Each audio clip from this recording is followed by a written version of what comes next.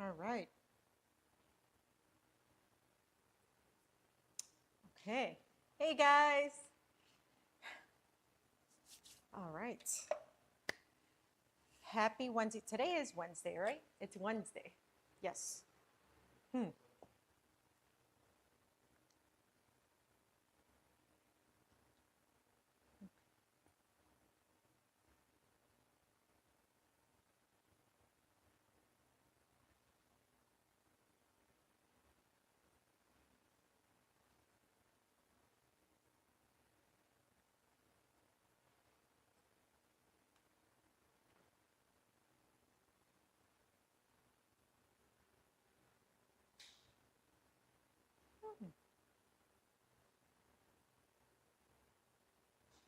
So on YouTube, we are live from Maximum Flavor.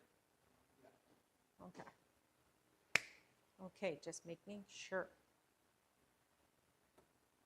All right. We are back. Yes.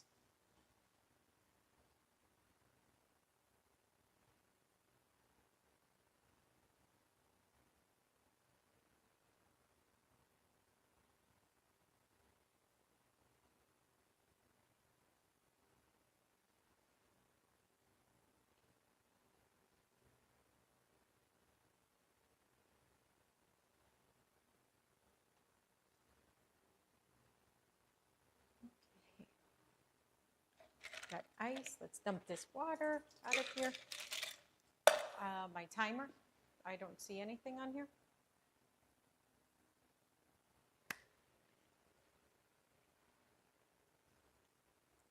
Okay, happy Wednesday. Oh, thank you so much. Happy Wednesday to all of you guys. Yeah, good morning, good afternoon, and good evening to wherever in the world you're watching us from.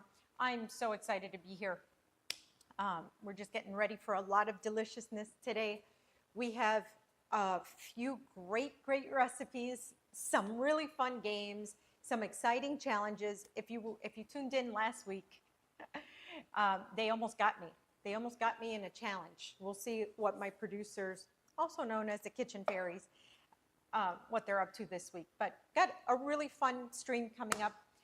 I'm going to make for you a really wonderful cocktail that I can't wait to make for my friends and family for this Thanksgiving. So we're just about to get things started. I'm going to make sure I have all my utensils and my knives out. Oh, that's where my spoon was. That's great. Okay. Knife.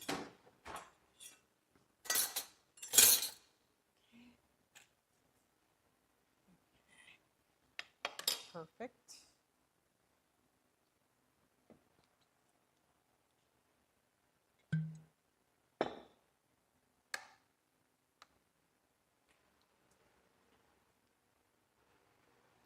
$400. Yes, 400, 400.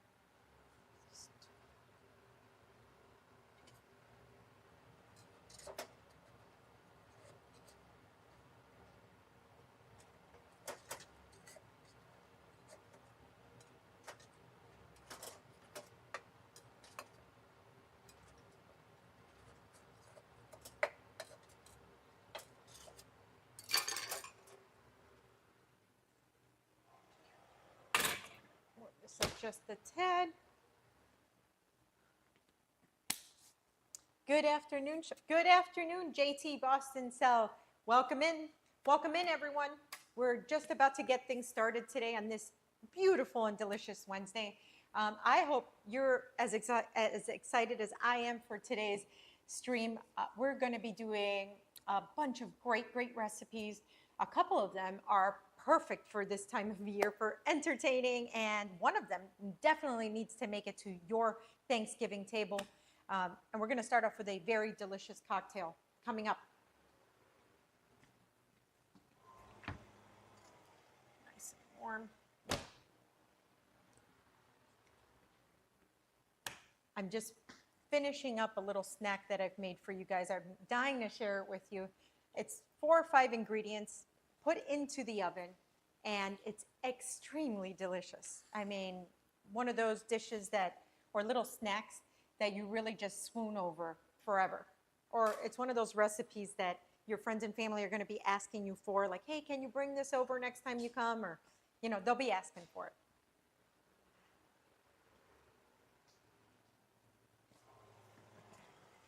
There we go. Nice and warm.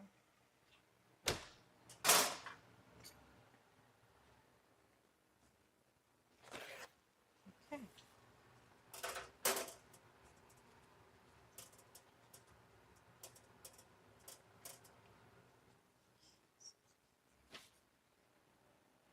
This is great.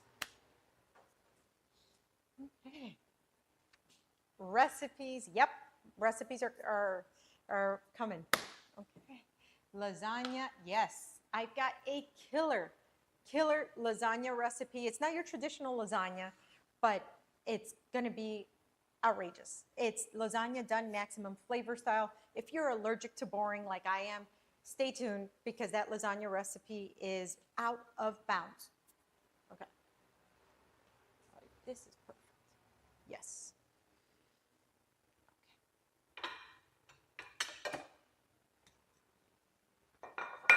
Okay, so let's see. Let's start off with a cocktail. Should we start off with the snack or the cocktail, guys? What do you think? Chat, let me know. Should we start off with the cocktail or the snack? The cocktail, yes. Okay, why not? Let's, I'm really, how can I say it? I get excited when I get to build a cocktail cocktail snack. Okay, it's a house divided. I get very happy when I can build a cocktail in the actual glass. I don't have to go into a shaker, although I could make this specific cocktail in a shaker, but really this you can just pour into the glass. It's equal parts, and there's a lot of leeway with this cocktail. You can swap out spirits, and you can also add a little bit less of the spirit or a little bit more. So when you get one of these cocktail recipes that are super flexible, I like it because it lets you add a lot of your preferences or your personality. And if you're entertaining, you can also cater it to whatever your friends or family like, right? So I start off with a nice big wide glass, and you'll see why, but it's important. You can also build this in a balloon wine glass as well. I'm going to start off with apple cider, cold press apple cider. I don't know if you could see this overhead. That's weird. Okay, overhead, no, okay. Here we go, this way. Okay, cold press apple cider. And this, when I say cold press, is because it has the best flavor. Okay, so we're gonna do about a third of the glass is gonna be apple cider.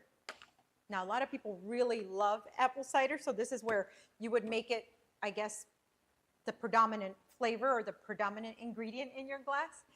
But I like where it's an even keel with these ingredients. Then we're gonna take bourbon, and we're gonna do, again, a third of bourbon. I'm not gonna do a third of bourbon right now, but that's what makes it a really great fall cocktail, Thanksgiving cocktail. Okay. And then I'm going to finish it with ginger beer. Okay. Fever Tree ginger beer, guys. I don't know where you get your ginger beer from. I don't know which one is your preference, but this one's fantastic. Bartenders, mixologists, they all use this one, and I know why. So fill my glass up with the ginger beer. Then I'm gonna stir this right here. Now I'm gonna put more ice in it when I finish, but you will see why I left it like this for right now. I have here a slice of Honeycrisp apple. I'm gonna pick the biggest one. Okay. And then I have a cinnamon stick. I have a star anise. Okay. And then I have a couple of fresh cranberries. Okay, I'm gonna just throw that on there. And then I could use rosemary, but I really like thyme for this specific cocktail because as it infuses in here, it adds this aromatic effect to it and really goes well with the apple cider. Now I'm going to throw in a couple of extra ice cubes. Look at this, guys. This is beautiful. This is autumn in a glass. This is Thanksgiving in a glass. Let's give it a taste. Ooh, wow. That's good. And that's smooth. The apple cider really smooths out the bourbon in case you're not one of those people that like the burn of whiskey or bourbon. The apple cider, the ginger beer, even though it has that little spice from the ginger, rounds it out so well. This is a spectacular cocktail. This screams Thanksgiving. This screams autumn. And it's gorgeous. Make this, guys. Trust me, make this. And the garnishes are just absolutely stunning. Honeycrisp apple, best apple. I talk about it all the time, and that's it has enough of that acidicness to it. It has crunch, but it has that balance of sweetness. It has that perfect snap. You go into green apple, it's a little too sour. You go into like Macintosh or Fiji, it's a little too sweet or ashy. So if you want to talk about an apple that has the perfect texture and flavor profile, Honeycrisp. Okay. Now for the snack that I've just been so excited about. Okay, let's put this down here.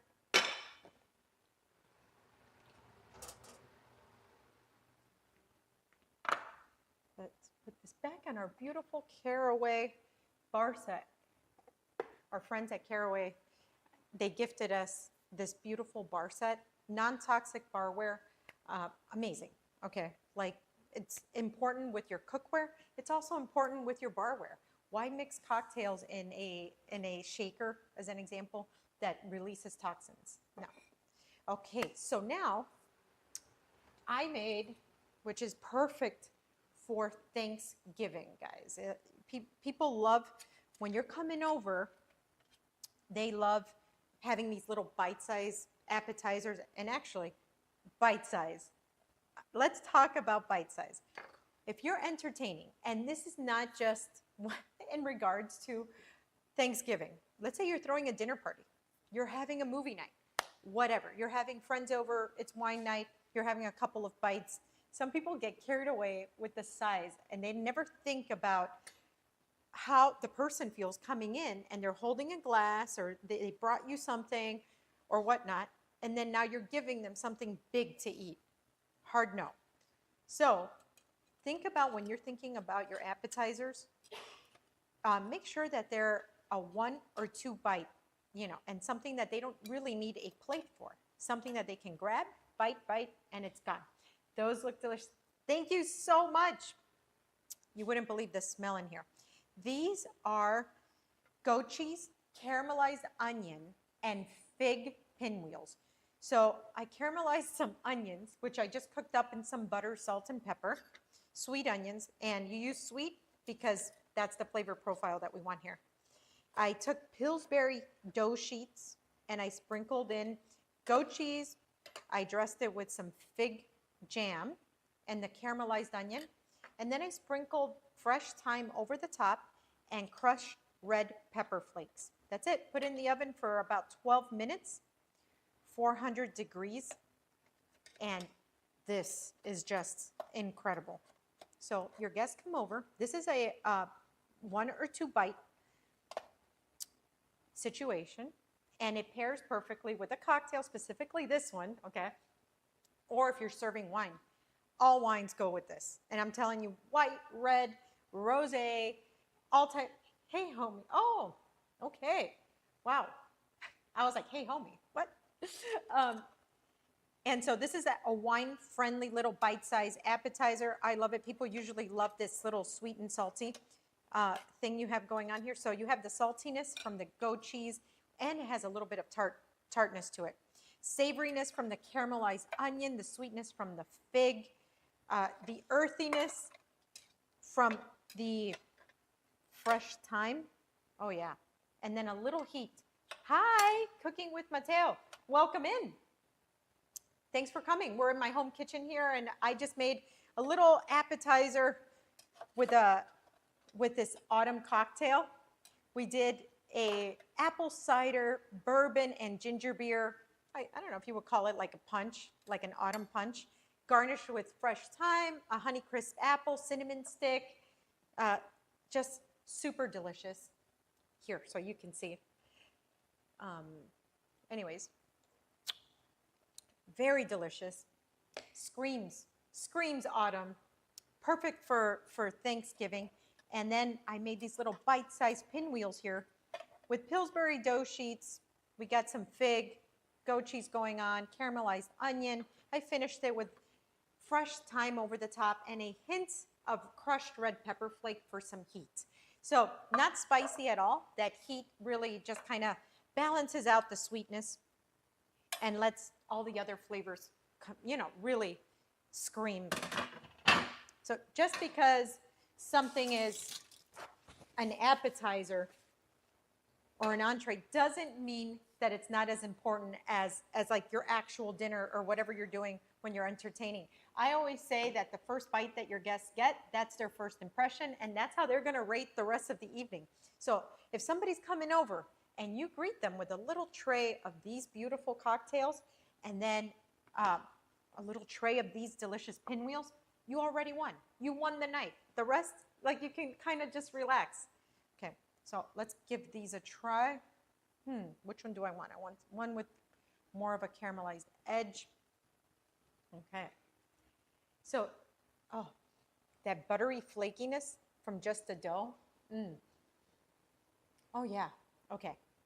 Now, goat cheese, that's my go-to. When I'm baking something, I love that goat cheese has an actual dominant flavor, but it's not too pungent. It has that enough of that personality or that kick, and it could stand up to caramelized onions and just really balance out nicely with the fig. This smells delicious. Let's try this.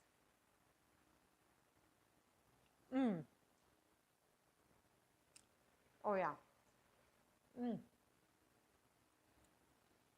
We shouldn't really be making such delicious things.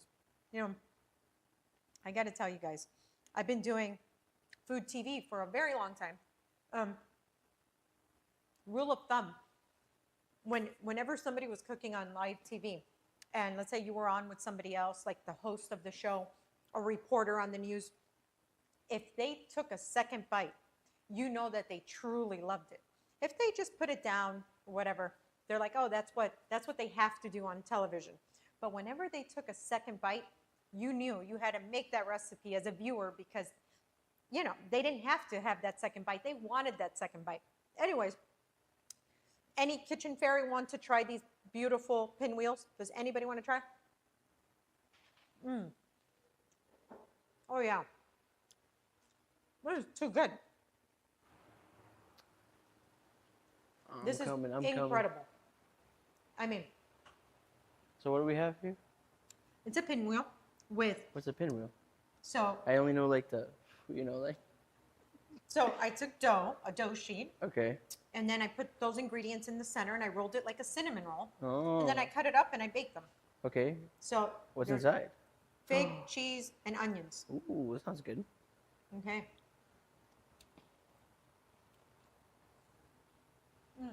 Oh yeah. Yeah, that's good.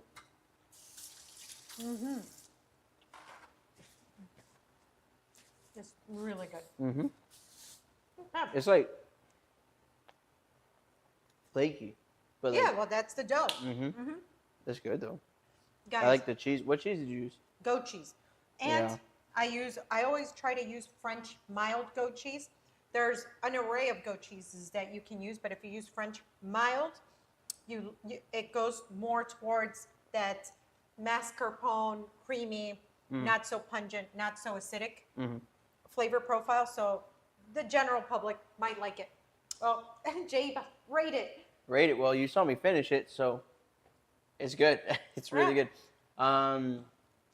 It's not too sweet. That's what I like about it. Okay. The fig's not overbearing. There's like heat in there. What was it? Crushed red pepper flakes. Yeah. But you see how you're like, oh, there's heat in there, and that's the point. It kind of hits you towards the end. You realize that it's there, but it's not spicy in your face, right? I gotta stop asking you what's in it, and I should just be like, hey, I'm gonna try to identify the flavors because I'm not really watching. I'm over here on the side, but I'm not really watching. I'm just making sure audio and everything's good. But from now on, I'm gonna try to identify what's Can you inside. tell that there's onions in here? No, I couldn't.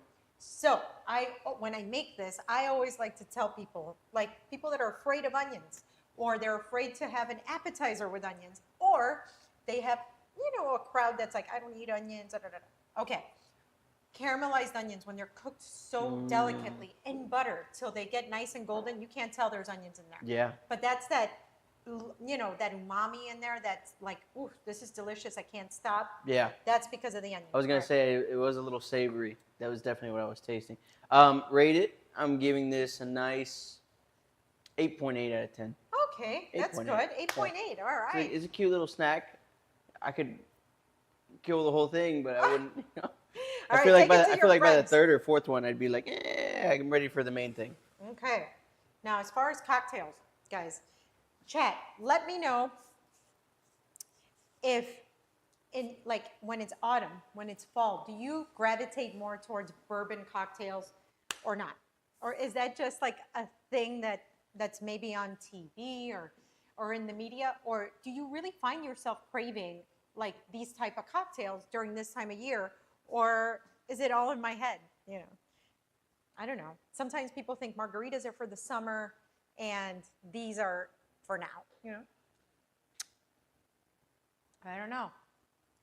I can tell you that it sure does taste good. Okay, so what's everybody doing, Chad? Let me know. What's everybody doing on a beautiful November Wednesday? What are you guys up to? Is anybody already thinking of Thanksgiving, like the prep they have to do? Flavors of the season. Yep, exactly. Absolutely. Anyways, okay. So guys, we have some fun games coming up. We have some delicious recipes. I know I have one that belongs on your Thanksgiving table, like no questions asked. We have, a couple more games in between. I know there's a crazy challenge. I wonder what my producers have in store for today. Chef, it's so cold out. How cold is it? Where are you? Where are you watching from? Let me know, because I know in certain parts of the country it's really cold. But what is really cold to you? I know for me, I much rather be in a warm climate. For me, once it dips below 50, it's time to get a sweater. Other than that, I can go out with a t-shirt, really. But Rat Blanco, where are you watching from, and where is it that cold outside? I love that it's November and it's that cold already. There's been a couple years where it's like December and people are questioning if it's going to get cold for Christmas, Anyways, let's remove. Can I get one of the fairies to get my cocktail stuff out of here? No?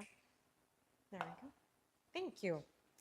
People are laughing at us in Miami because other states are still in their warm time. Well, that's true. Miami now has a little chilly blast that's kind of come through. Oh, but I love it. I love that you can go outside and it's super nice outside. I think now it's in like the 70s. But yesterday, I think in the morning was in the 40s, which is pretty crazy. We think it's cold, but people who actually live in the cold, this is nothing. Yep, it is. It's nothing. Absolutely. But anyhow. Yep. All right. So let's see what game there is in store today. What do you guys got going on? We have a game that we played before on stream. Okay. We're going to be playing the Can You Guess the Sentence game while wearing headphones with music that I have chosen for you. Oh, Lord. Okay, so I am going to be guessing what you're saying while I'm listening to music in these headphones. Yes. Okay. So I'm going to be reading your lips. Lip reading. Lip read. Oh. This is already.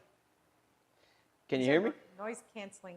Yeah, the noise canceling is crazy. I got to get these. But now I'm going to turn the music on to What really. What brand are these? Apple.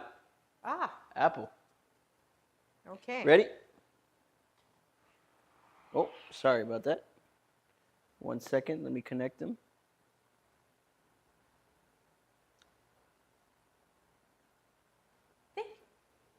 Can you hear? You hear? I think she hears, guys. Okay. Let's see. Make sure my mic is on. Okay. Ready? First one. The gravy boat is sinking. Did you start already? Okay. The gravy boat is sinking. Go again. You have to play fair. The gravy boat is sinking. Do you like Boise? The gravy boat is sinking. Do I like music? The gravy boat is sinking. The gravy boat is sinking. They're raving on boats in sink. Almost. That's really close. The gravy. They're craving. Gravy. They're raving. Gravy. What was it? Somebody followed? Okay. Oh, thank you for following. Gravy. Gravy. Yes. Gravy. Okay. The gravy Gravy. boat Boats. Gravy boats. is sinking. Is sinking. Gravy boats sink. Yeah, close. The gravy boat is sinking. Gravy boats and sink. So close. The gravy boat is sinking. Sink. The gravy boat is sinking. The gravy boat is sinking. Yes. Oh, it doesn't even make sense. Okay, next one. Next one. There's glitter in my tuna. I want you to know that you look like this. There's glitter in my tuna. This is terrible. This is the worst. There is glitter in my tuna. Again, There is glitter in my tuna. you look like a ventriloquist. There's glitter in my tuna. Okay. Okay. Yes. Yes. Good. There's glitter. Glitter. Glitter. There's another league. Not even close. No. Glitter. Gangster. No. Glitter. Rain. Ants. Glitter. Lester. We're going to skip this one. No.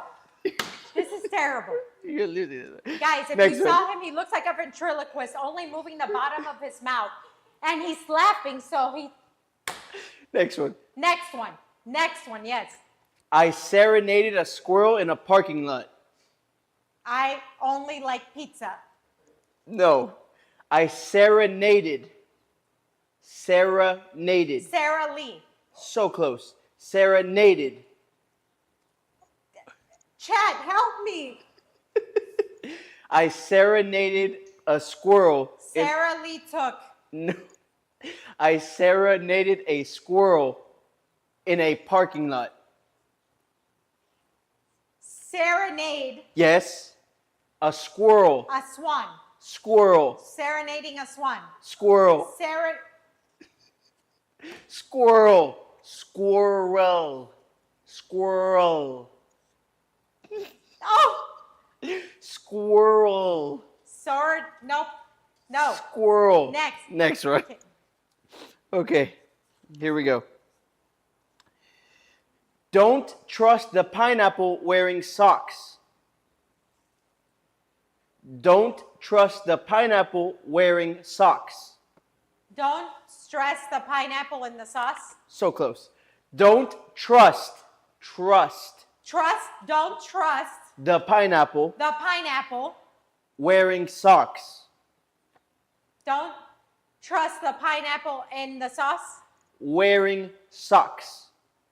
Don't trust the pineapple Wearing wearing socks. Yes. Don't trust the pineapple wearing socks. Okay. Things that don't make sense. The soup is running for president. Snoop Dogg. Snoop. The soup. Soup. The soup Yes. Is running for president. is running. For president. The soup is running from Snoop Dogg. Snoop Dogg made a soup. Snoop. Oh, Snoop and Martha Stewart. Snoop is running with Martha Stewart. No. They're friends. The soup is running for president. Snoop is running for president? Soup The soup is running for president? Yes. The Snoop. Okay. Next one. My goldfish.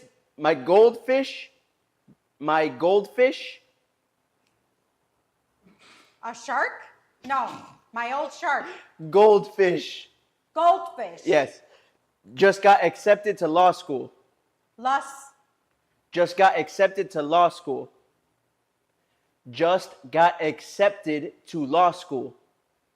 My goldfish just got lost in No. law school. So close.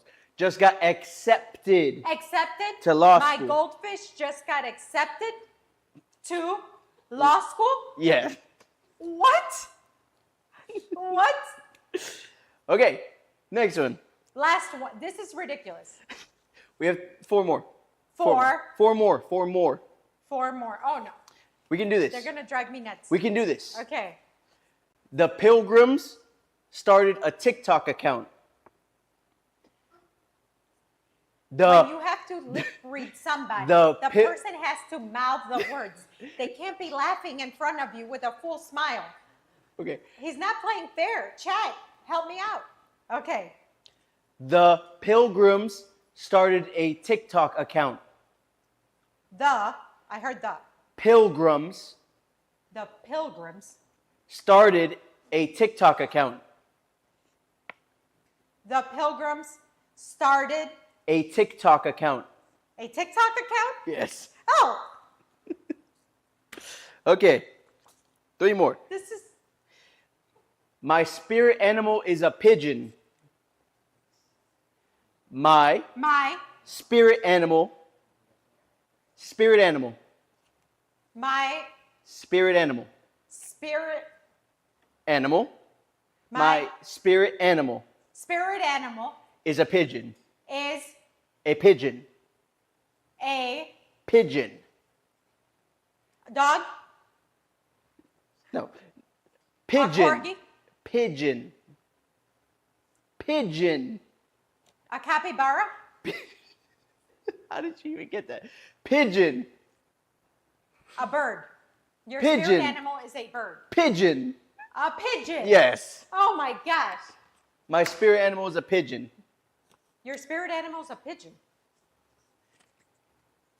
Aliens stole my Netflix password. There you go with the ventriloquist things again. Aliens stole my Netflix password. It is Aliens stole my Netflix password. Aliens stole my Netflix password. the rapping in here is driving. I can't focus. Is there actually? You're right. Oh. We the best music. Okay. Aliens stole my Netflix password. Aliens. Any, Aliens. any. Aliens. This is terrible. Aliens. Aliens. Anything. Aliens. Anything. Aliens. We're going to skip this one. Next one. Last one. Okay. Last one. The green bean casserole has gone rogue. The green The cream, green green, Bean. the green The- bean casserole casserole has gone rogue. is, the green bean casserole is, Has no is the green bean casserole has has gone rogue. has Gone rogue. Gone rogue. Has to roll over. Gone rogue. The green bean casserole has to. Gone. The green bean casserole. Gone. The green bean oh, there's the recipe. The green bean casserole Has gone.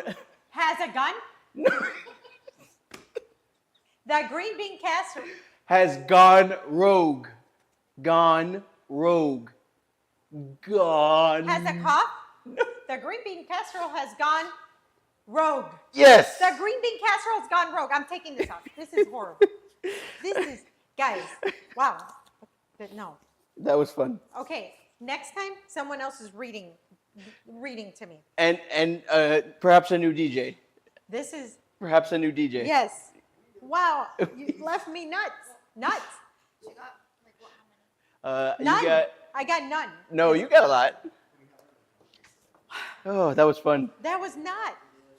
That was so much That fun. music choice is horrible, too. I love that music. I listen to that every morning. Wow. I have so many questions. So many. Speaking of green bean casserole, Yes, it's green bean casserole time. So, if there is one, I need timer. If there is one, I would say questionable side dish. Yes, H.H. Otero, welcome in. I do need a cocktail after this, and I don't know if you were with us when I made this delicious cocktail. This is a apple cider. It's an apple cider, ginger beer, and bourbon like punch, I guess. 3 ingredients. It's made right in the glass. It's garnished with some thyme, Honeycrisp apple, star anise, a cinnamon stick, and fresh cranberries. It's a stunner visually, but it just tastes so good. This, oof, that ginger beer in there really brightens it up so much. Delicious cocktail. But anyways, it's green bean casserole time. So green bean casserole to me is the most questionable side dish. It's usually the one that's kind of left over all the time, unless you're a green bean casserole fan altogether. But let's face it, it's pretty, sometimes it could give you the ick because it's mushy. It can, like the ingredients that are classically made in this recipe, like the classic ingredients in it. This was a recipe that was post World War II. That's how it got famous. And you used to open up a can of I would say a very famous commodity company, which I won't name the brand, but you open a can of this concentrated goop, and you bought canned green beans, and then you bought another already prepared high sodium product, and you threw these 3 things together and you put them in the oven. And then that's a green bean casserole. However, a green bean casserole just has so much more potential. It could be your desired green side dish, and it could be extremely delicious.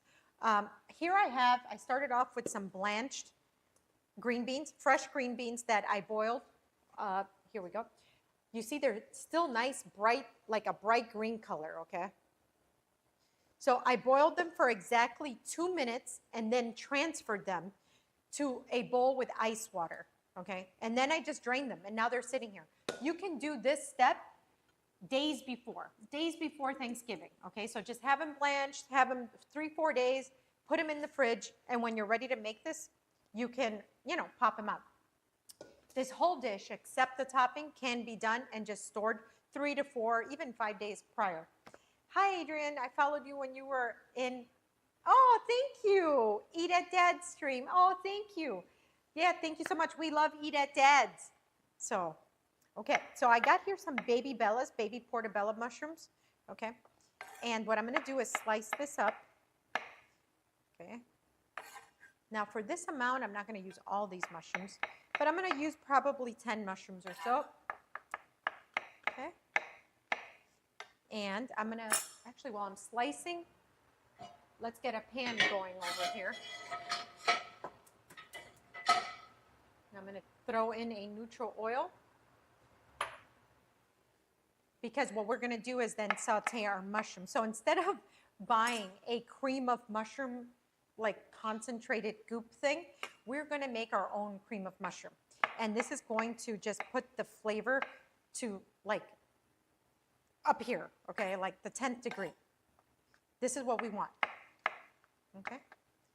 So, and mushrooms will, you know, once they cook down, they are definitely going to like reduce in volume. So you want to make sure you get enough. I think this is good. This is a good amount of mushrooms. Okay. Now I'm going to chop it up the other way. I could have just left it in slices and if, oh, hi, good evening, Grundy. You're making pork chops this evening. Oh, sounds delicious. Let me know, how are you making them? What's your choice of preparation for pork chops? And do you brine your pork chops?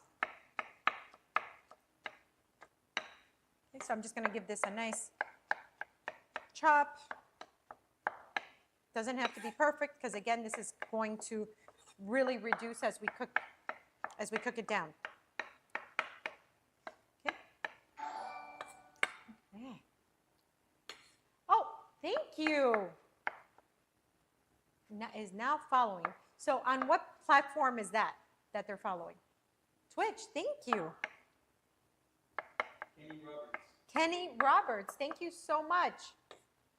I like dry brining my pork chops. Me too. Maple bacon pork chops. Sounds so delicious. Wow. Okay, so now once I have this nice and chopped, I'm actually going to, I'm in suburbs of Detroit. Ooh, suburbs of Detroit. It's cold up there now, isn't it? We're in that time of year. So I added a neutral oil to my pan, okay? And now I'm gonna add some unsalted butter. And I want you to know that a lot of my cooking, I do compound oils or compound fats, and that's so that I can get the flavor of certain fats or oils that have a low smoking point or really that would burn over high heat. But by putting a neutral oil that has a high smoking point, then I raise that smoking point. It doesn't break down and I can still get the flavor from the fat or oil that I want. You do this when you want to work with butter and or olive oil. So then I'm going to use my dough scraper here. And I'm going to throw my diced mushrooms right into there. Now, guys, I'm using a caraway pan, okay? And I got to tell you, for me, it's important that when I'm cooking, I'm not imparting toxins, you know, into my food. They have this beautiful nonstick enamel that's non-toxic. When you buy nonstick cookware, you are definitely buying a lot of toxins with that. You're not just getting your cookware, you're getting a whole lot of toxins. So our friends at Caraway take that very serious, and they give us these beautiful pots and pans with this non-stick enamel, which is perfect for cleanup. You know, now that it's that time of year where we're cooking a lot, so that means we're cleaning a lot. By not having a sticky pot or pan, we're cleaning in half the time. But it's awesome to know that it's not full of toxins, right? So if you use my link, you can get up to 20% off. You know, gift it to you, gift it to your friends, to your family, gift it to yourself. Okay. They have some awesome colors. I had picked this nice burnt like orange because of, you know, the season. Okay, so we're cooking this down here, and what we're doing here is we're not adding any flavoring just yet because what we're doing is pulling out the moisture out of the mushroom. Mushrooms are predominantly water. They're like a little sponge. Okay. Not this one, this one. Okay, clarified butter or ghee can be used. Yes, exactly. I'm gonna throw in a little sprig of thyme. Let's go with about a tablespoon of onion, and then half of that of garlic. Burnt orange, like my parents' 1970s entire kitchen. Oh, I've seen some of those on TikTok and stuff. That's pretty crazy. Yeah. I'm a 90s kid, so like I think kitchens they started to go into like dark wood colors and stuff like that, and then everybody wanted like the white cabinets and you know. Here we go. Here we go. We're gonna saute this for just a couple minutes. You don't need a lot. You don't need a lot, but of time in the pan. But you just want to make sure these mushrooms are cooked down. Now we're gonna season with salt and pepper. It's pretty simple, believe it or not. Pretty simple. Now you're gonna see the versatility or like the quickness of being able to have a nonstick pan. The benefits of having a nonstick pan. Because we're gonna dump this and then we are going to cook right in it right away. We're gonna rinse it out. Sometimes you don't even need to use water. You can just get a damp paper towel or just get your kitchen rag and wipe it down and put your next ingredients in there. Okay. Thyme and mushrooms and garlic are a very good base. Yep. I remember like a vice blue in my kitchen growing up. Ooh, blue. Okay. Ah, blue. Yes. Sometimes backsplashes and stuff like that. That was a little later. I like it over pasta. Yum. Mushrooms, garlic, and thyme. It's like a trifecta. You can't go wrong with that. Yeah, I remember that too. I swear my parents' kitchen looked just like that one. I'm Married with Children. Yes. Yes. That's funny. That's a good one. Okay, I need a bowl. Let me get a bowl so I could.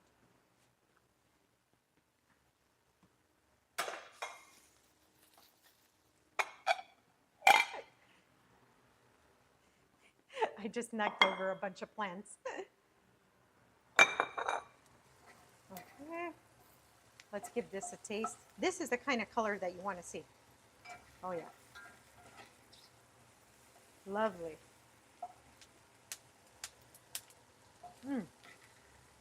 Oh, yeah. A little more salt on here. It's also important that we're cooking these on high heat. We don't want to cook mushrooms over medium or over low, none of that. We want that water to come out and the flavors to impart.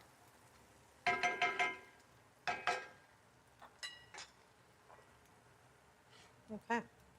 So, Chet, green bean casserole, what are your feelings on that? You got to tell me. Like, do you like green bean casserole? Do you not?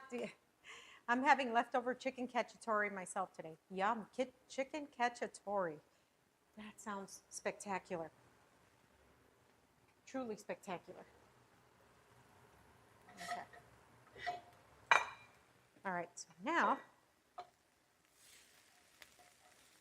wow. Okay, so now I'm gonna rinse this off real quick.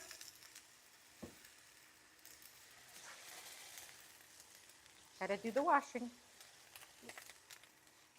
Okay, I think that was less than 30 seconds. Look at that, that's it. This is crazy. Now I'm ready to use it again. So my mushrooms are gonna stay here. Now we're gonna make that onion, that crispy onion topping, but in a slightly different way. You'll see what I mean. So I'm going to add, again, a little bit of neutral oil to the pan, just a tad. And I'm going to throw in some unsalted butter. Oh, terminology words. I'm only a freshman in culinary school. Basically, it's a chicken and tomato, pepper, mushroom, onions. Yeah, exactly, but it's very delicious. So I'm going to throw in that unsalted butter right in there.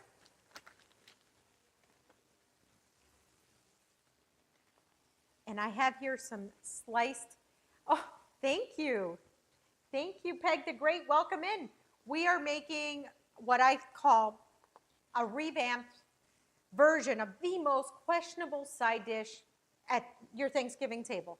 Most people don't love the green bean casserole. They're not flocking to it. People will definitely flock to the stuffing, the mac and cheese, the sweet potato, way before they flock to the green bean casserole. But they will if they have this green bean casserole, trust me. Okay. So I'm gonna throw in my sliced red onions. Okay. I'm gonna season these with salt and pepper as well.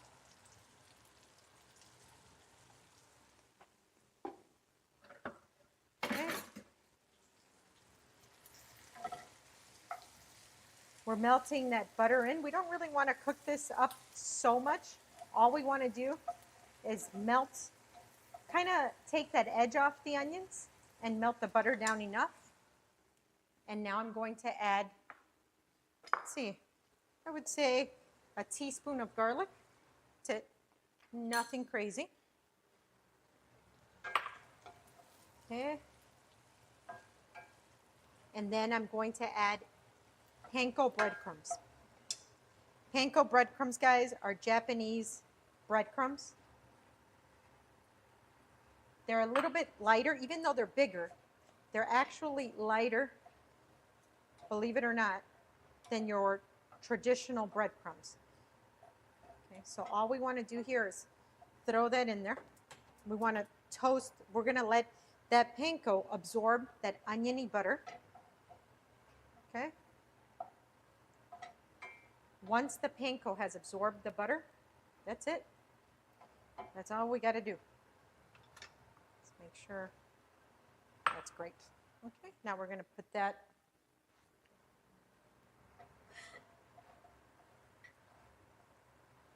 Awesome. Get a baking dish.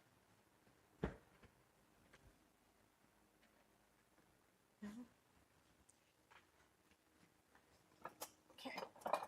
Let's hope all this does not fall out.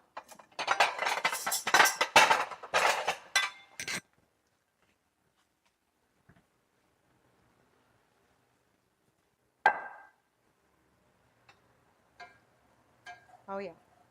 Now the little bit of garlic is coming through. They're toasting up. Yep. Nice.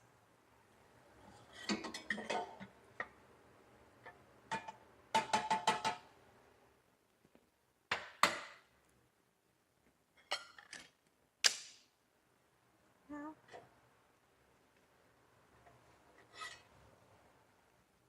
so you see right here. Let's go. Overhead. Here we go. Beautiful. So now we're going to put this on the side here because what we're going to do, what's left to do now is just assemble pretty much. That's the fun part, the real fun part.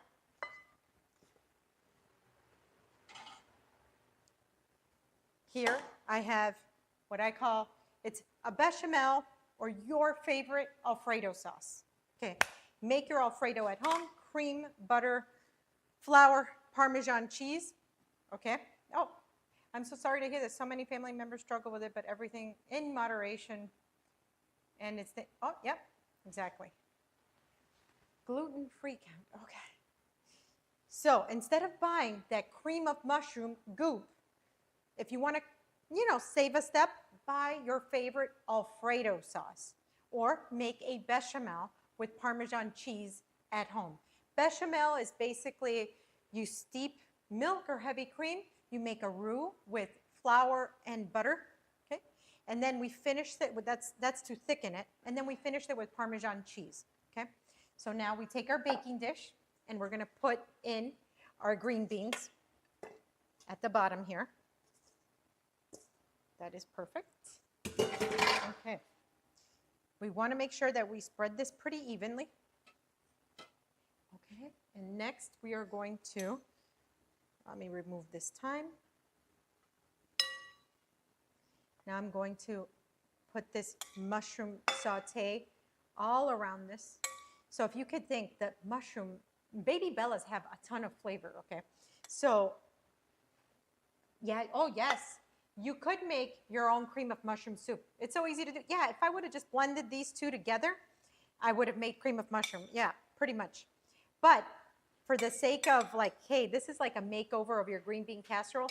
I love when you fork this and you pick up that little bit of like, it's gonna have that mushroom in the green bean with the creaminess. Oh, you'll see what I'm talking about. I want a lot of texture. So much of the Thanksgiving side dishes, if you think about it, have similar textures. They're mushy, they're creamy or whatnot. So this gives you an opportunity to really have a contrast in texture. Okay, so now I'm gonna put my bechamel in here like so.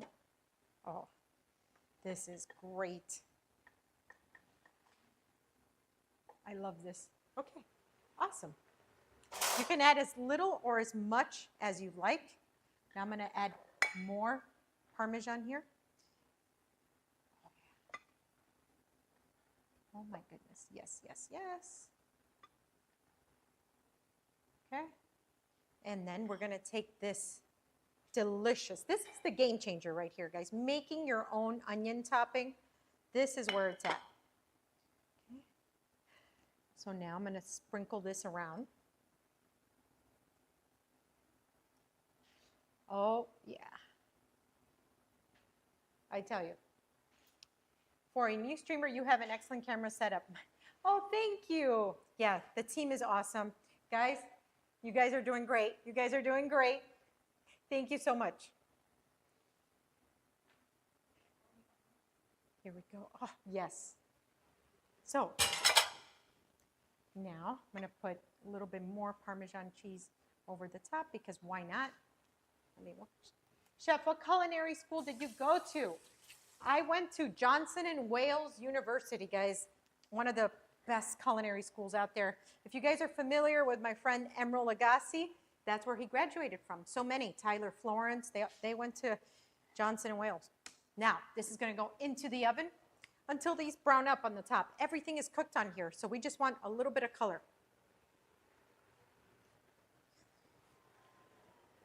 Into the oven it goes. Isn't she pretty? Let's go. A few minutes.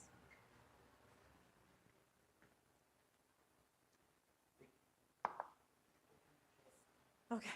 I usually don't do casseroles with my green beans. I flash fry them, stir fry them with shallots, garlic, bacon, sometimes with roasted peppers.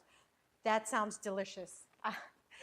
Upon graduating culinary school, I had to do an internship at the Mandarin Oriental Hotel in Brickell Key in Miami.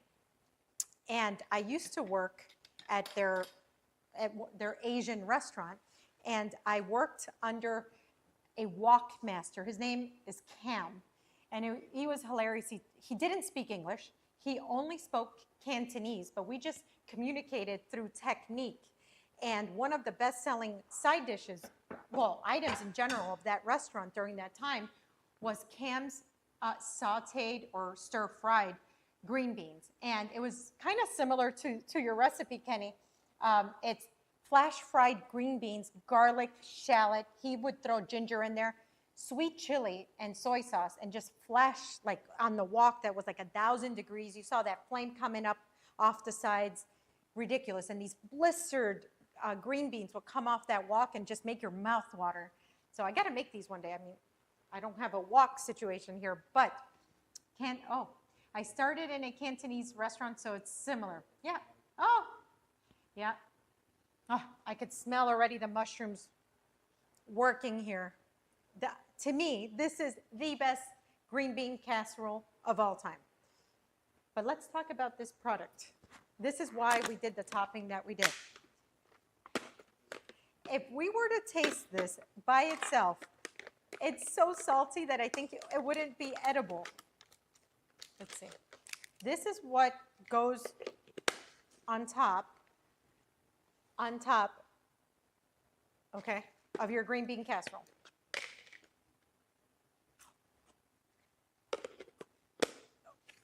Woo! Can you try this? What is it? You're scaring me. I need you to try this. Crispy fried onions? These are like... This is what goes on top. They look like... Yep, French fried onions, yep. Oh, yeah. Isn't this extremely salty? Yeah, I love it, though. I love it, bro. You know, like Okay, he loves one, it. one thing about me, you know Oh, the fried potatoes, like the picnics or whatever. yeah, the sticks. The stick, I eat those straight out of the can. Yeah? Yeah. Okay, I love but it. that's more like a potato chip. That's understandable. This is great. This Yeah, doesn't I rip could- your palate apart from No, the... I could Okay, eat it just here. like that. All right, keep this. That's that, for no, you. keep That's that for away you. from Go me. snack. I'll eat the whole thing. Yeah, go snack on that.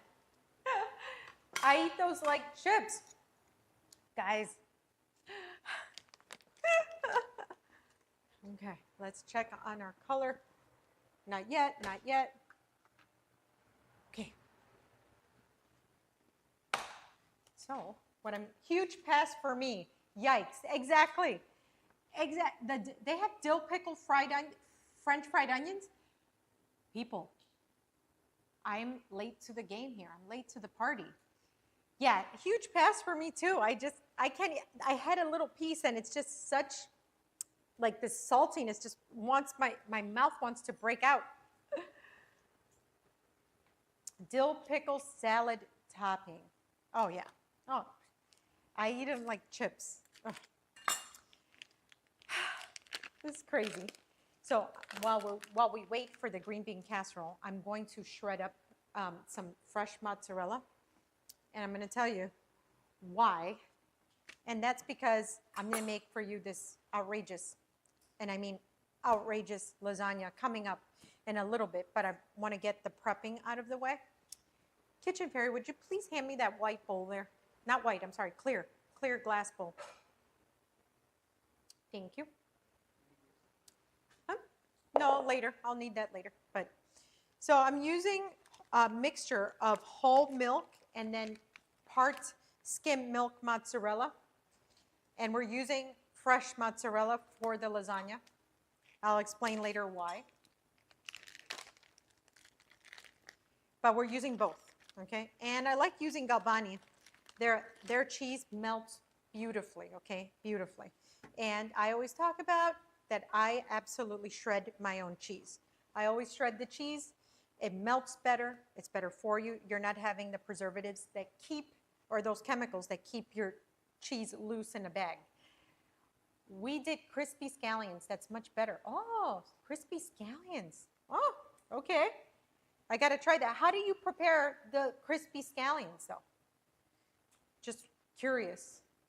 I've never seen or heard of crispy scallions.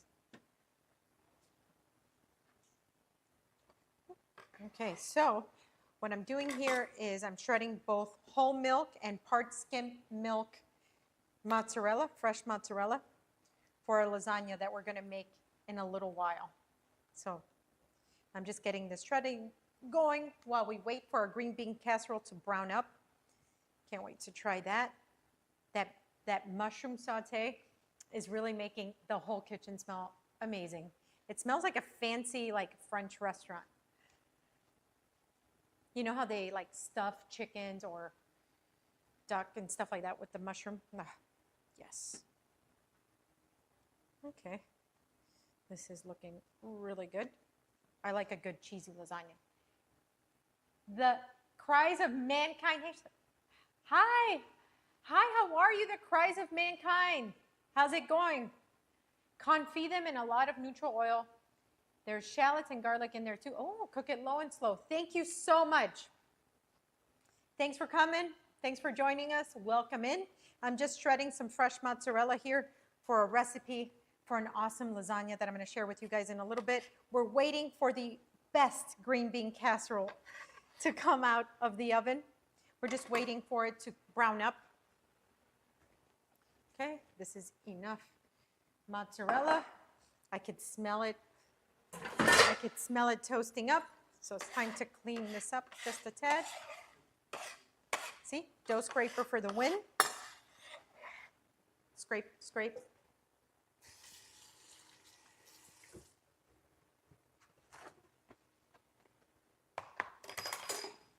Okay, wipe this cheese down.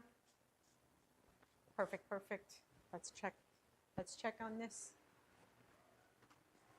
All right, that's it. That's it right there. Beautiful, golden. Oh, you could taste that crunch. Let's go. Let's go.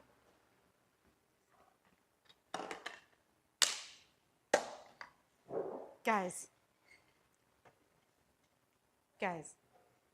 this is wild. This is the stuff that green bean casserole dreams. I dream of green bean casserole. Okay, let me get a fork.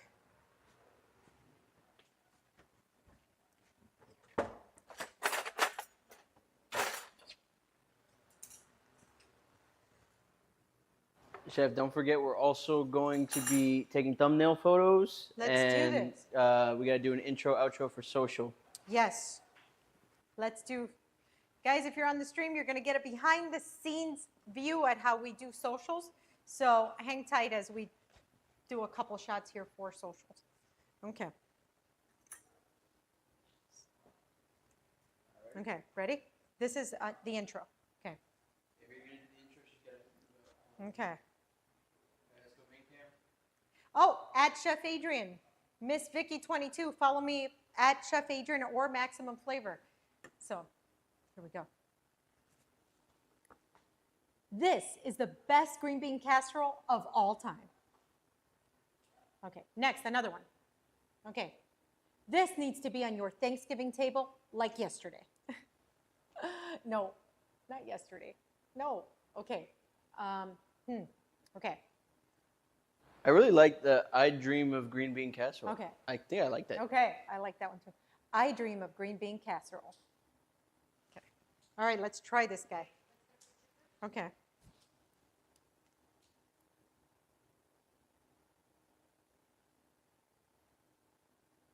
Okay.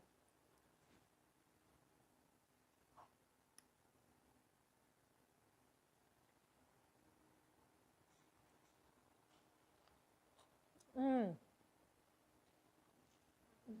Let's have you take another bite and for the camera, Are you fork? real quick. Oh, guys. That onion, the mushrooms. Wow.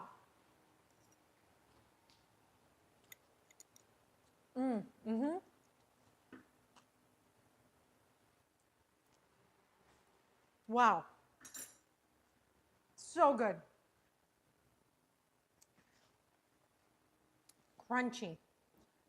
Delicious. You get that really, like, that really delicious flavor from the onions and the garlic, the butteriness over the panko breadcrumbs.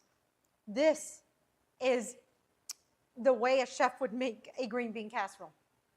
Forget the mushroom goop. Forget the super salty processed stuff. Make this green bean casserole. Add it to your Thanksgiving side dishes. And then send me a picture. Send me a DM. Tag me on your Thanksgiving table pics. And just, wow. Guys, wow. Okay.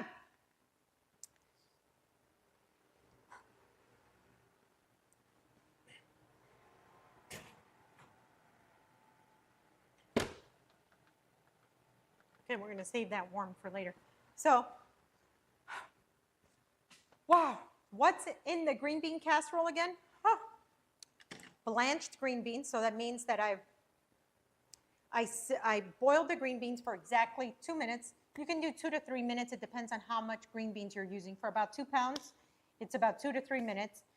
High heat, boil them, then throw them to shock them in an ice bath. Another bowl with water and ice. That way they don't continue cooking and you get that snap, that crunch.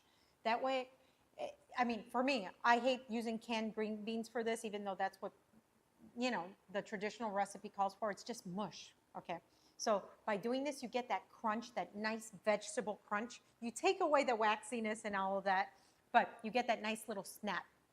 Okay, then I sauteed some portobello mushrooms, garlic, shallots, butter, thyme, all of that, salt, pepper. I have a bechamel working. I had a bechamel working, but if you wanted to skip that step, you can buy your favorite Alfredo sauce, a little bit of Parmesan cheese, and then I sauteed some onions, butter, panko breadcrumbs. Panko breadcrumbs are the Japanese breadcrumbs, okay? And then we put it over the top. So you layer your green beans, your sauteed mushrooms, your cheesy sauce or your bechamel, your Alfredo over that. You know, you steep that in there. You topped it with your onions that have been cooked in that butter and sprinkled with the panko. Into the oven it goes until your panko is nice and golden. That's it.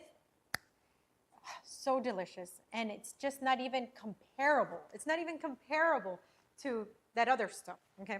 So I was saying, if you make it for Thanksgiving or Friendsgiving coming up, tag me at Chef Adrian or at Maximum Flavor on YouTube. Tag me. I want to see what you guys did, you know. So, anyways, what's next, guys? Now I'm pumped. Next, we have, What do we have? a little challenge, so to speak, for you. A challenge? Uh-huh. Oh boy. We're going to put you through the ringer today, Chef. You're putting me through the ringer. Oh, no surprise. So No what we want surprise to do there. is clear up everything a little bit. You mind if we move just everything off? I'll move everything Yeah, off to the but side just real make quick. sure you put it back Yeah, I'll to put it- where you found it, please. Oh, I may make this for Thanksgiving or at least a variation. Ooh. okay. Let us know. Let us know what you make. It's always Exactly. I'm curious to know, you know. like, how do you Uh-huh. spruce up a green bean casserole? I know I Exactly. don't reach for it on Thanksgiving, Oh, but but you will if you had this. I didn't even get to try it. I'll try it off screen. Okay. If you knock this over. I will leave your drink right here. Oh, in there. Yes, we're all running around. Oh, I saw the most offensive food thing ever a couple of days ago. Like, if I could, I would have demanded they were arrested. It was so bad. Oh. Listen, I'm known to do a thing or two that is quite offensive to the foodie realm. So, you know, stick around. You might see some of that from me. Culinary sins with Mike B. Made It. Culinary sins? Sure, I'll let you know. Oh, I like green bean casserole, but this year I have to watch the carbs, but I can probably make a lower carb version making an Alfredo sauce. Okay. They took an A5 Kobe beefsteak and smothered the entire steak in Vegemite. Oh, Vegemite. Yeesh. Eesh. Even I know that's bad. So what's this challenge? Mecca you guys- Kind says, Mecca Kind. Hello, chef. Make Chinese pork. Mm. oof, yeesh, the bots are here. Let's get rid of those on kick. I love how I'm like back and forth with the different. This is so cool. So this is through multiple. Okay, I'm like Kick, Twitch, YouTube. Are we on TikTok today or no? Yes, we Okay. are. Okay. Okay. Where is that apron from, Chef? Ooh, these are from my friends at ChefWorks. ChefWorks, they make the best aprons, chef gear of all time. I tell you. Okay, so Yes. fun little challenge for you. Okay. You are going to be what we call put through the chef gauntlet. The chef gauntlet. And we are hoping to make it a recurring thing on this stream where we put you through different culinary tasks and give Okay. you a time limit and see if you were able to accomplish them. Okay. So today, you will have a 7-minute timer. 7 minutes. And in those 7 minutes, you must deconstruct a whole chicken, fry a perfect egg, and dice up a pineapple. What in the what? 7 minutes. Okay. So when you're ready, look at the camera and say, this is the chef gauntlet. I need to do these 3 things. Okay. This is the chef gauntlet, and I need to debone or deconstruct an entire chicken, fry a perfect egg, and dice up an entire pineapple in under 7 minutes. Let's go. Wow. Oh, yeah, we should take a picture. Oh, a picture of what? Oh, yes. You have the chicken? Oh, we kind of need that. Yes.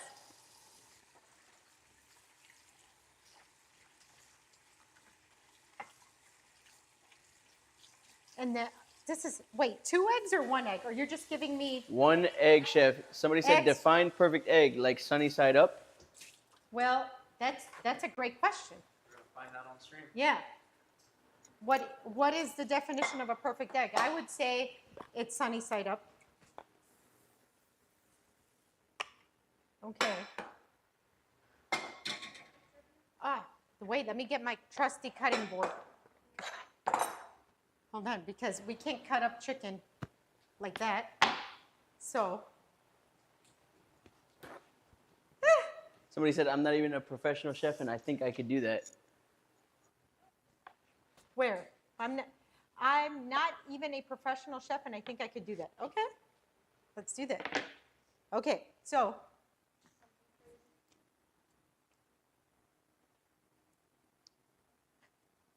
hold on. Okay, you guys are nuts. Okay. Okay, let us know when you're ready, chef, Hold on. and we start this timer. Let me get. Guys, drop in the chat what you'd start with first. I think I'd go for the chicken. Absolutely have to go for the chicken because this is let me get. That's the one in question.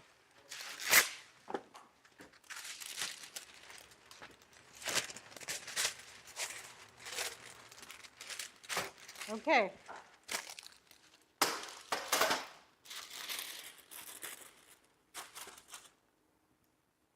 Okay, Okay. are you ready? Yes. And we're starting in 3, 2, 1. Chef Gauntlet time. Okay.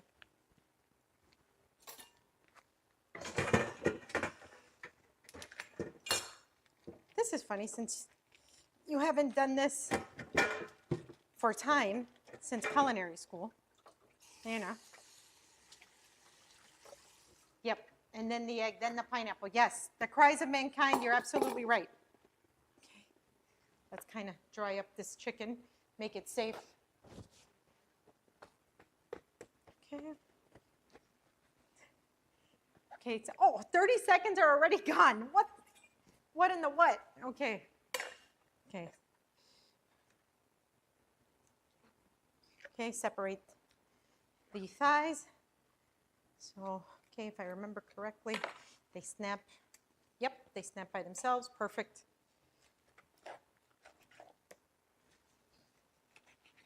Okay. First piece. What? Hell no. Okay.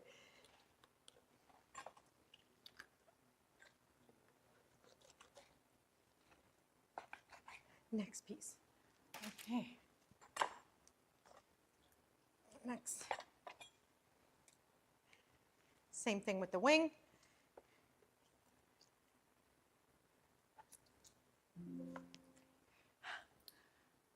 Come on.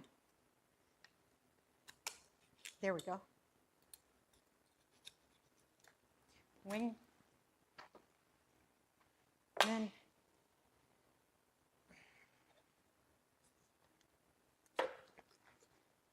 perfect. Okay. Now let's go with the breast on here along the breastbone.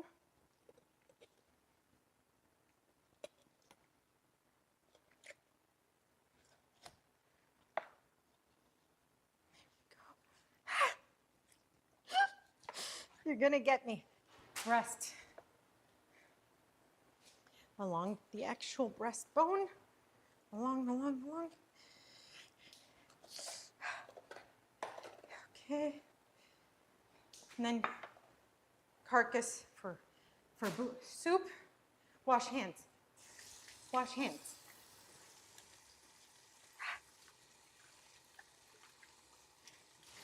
Four minutes left, and the chicken is done.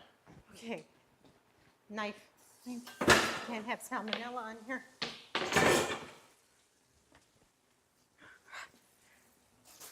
Okay, turn this on. High. Wait. Okay, for a perfect egg, you gotta crack it. What's the time? Okay, I see the time. 3:50.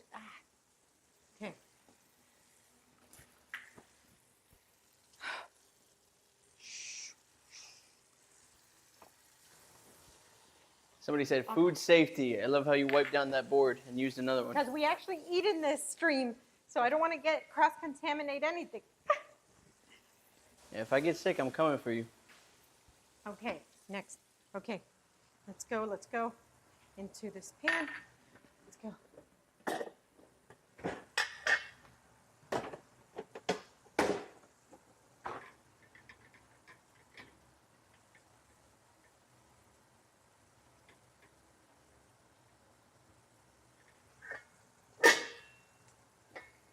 Come on.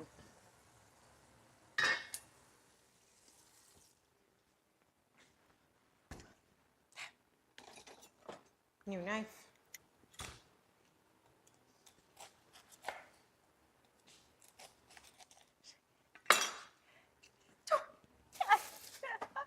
Guys, this is nuts.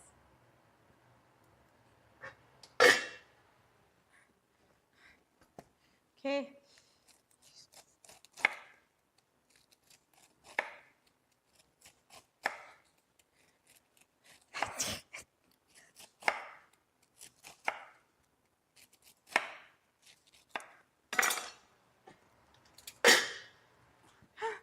Okay.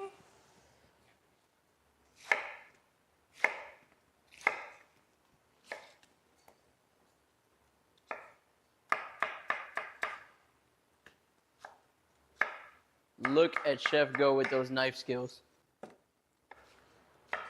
2 minutes on the clock, Chef.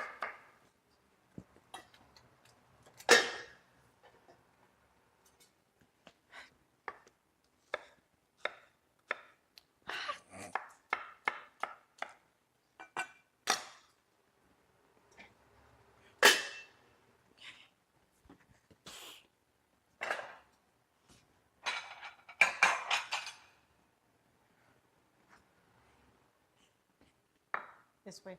This one goes this way. This one goes this way.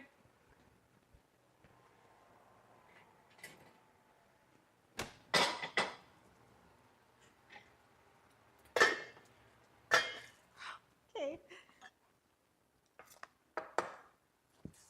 Chef is stressing everyone. You think she's going to make it? She's got 110 to go. Come on.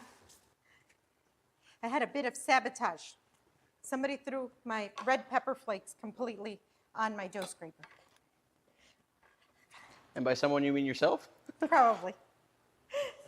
I feel like it was you, though. Okay. Diced pineapples. All that's left is the egg.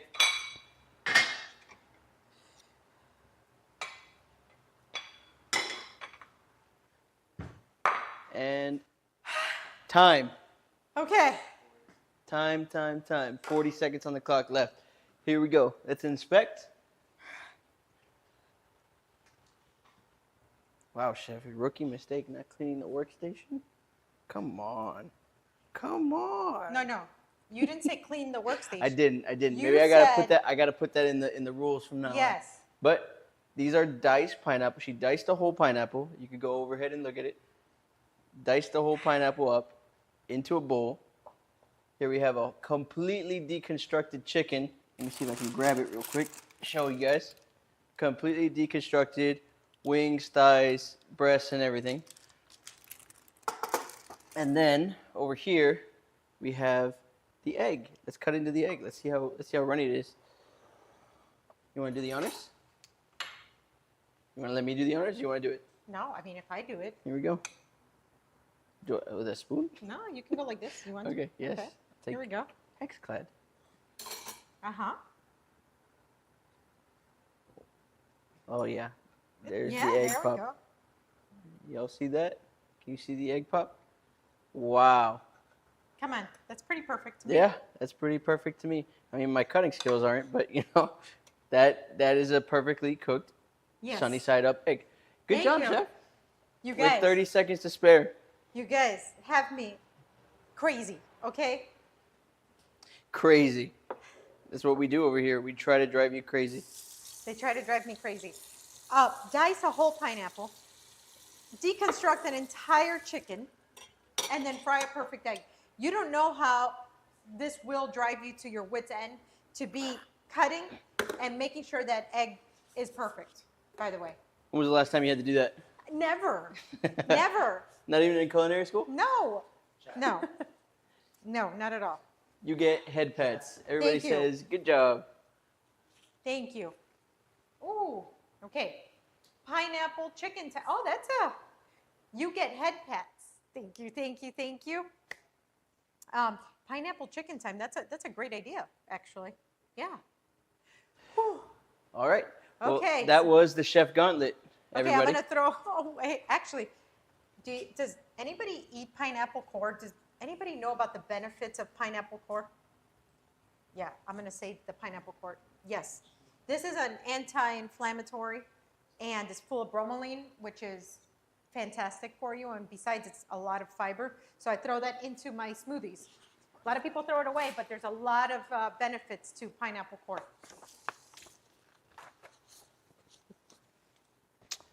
Okay, let me. No, but I have used them to flavor things. Oh, smart. Yep. Let me put this away. That was fun. Let's get our heart rate up, guys. Sometimes we just like to live in this state of pressure. At least it wasn't Rocky Mountain oysters. Oh boy, Rocky Mountain oysters keep coming up on this stream for some reason. Think everybody wants you to make them or try them? No, neither. We got a recipe for you. Got a recipe for us, chef? That's what I heard. A what? You got a recipe for us. Oh, I do. Is it? It's that time? It's that time. Awesome. Oh Do you my want to gosh. save that? You want us to move that chicken for later? Yes, because it's not gonna. We're not gonna use this right Yeah, now. let's get it out of here. Yeah, let's just get that And then out. I'll move the pineapple too, and I'll bring back all your ingredients. Thank you. Why don't you tell the people what we're making? We are going to make a pesto lasagna. Normally people like to make a regular lasagna. You've even heard of chicken lasagna. You've heard of all types of lasagna, right? But pesto lasagna, I don't know. Let me know, Chad. Have you guys made pesto lasagna before? Have you heard of it? Let me know.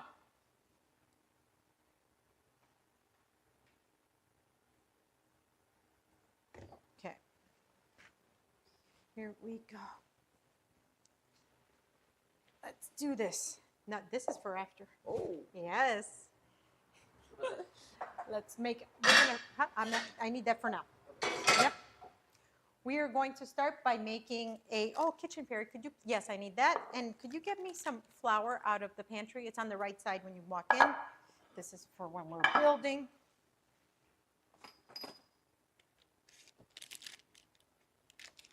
Here we go. We're going to make a bechamel. We've been making bechamels all day. That's great. Okay, so I'm going to start off with a little bit of butter, about a 1/4 cup, and I'm going to melt that down. And I'm going to use about the same amount, 1/4 cup of flour as well. Meanwhile, I'm going to gather my ingredients. Let's see. For my pesto. Chad, have you guys made pesto, homemade pesto before? It's super easy, but it's so worth it. You're going to make the noodles by hand? No, we're not going that far, not today. I want you guys to actually make this at home, so let's make it as approachable as possible. I'm going to get a whisk here real quick.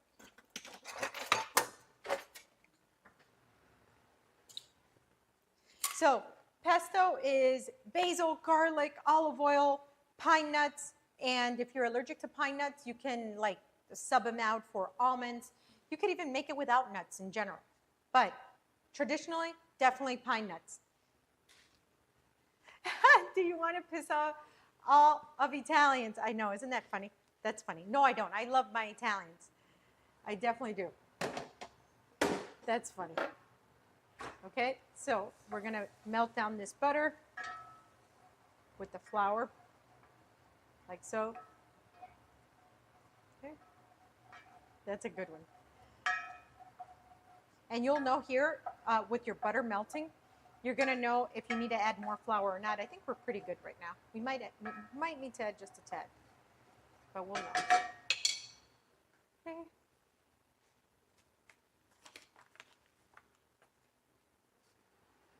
Here we go.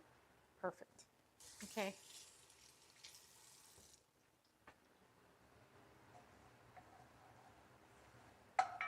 Okay, so sometimes I like to use a whisk to make sure that I'm scraping the flour correctly.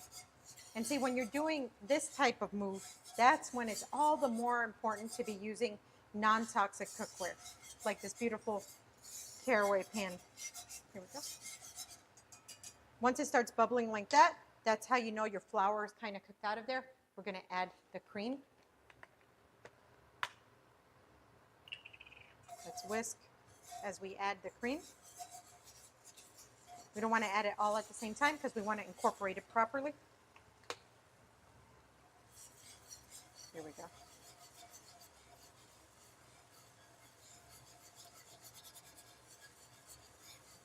Nice. That's what we want to see.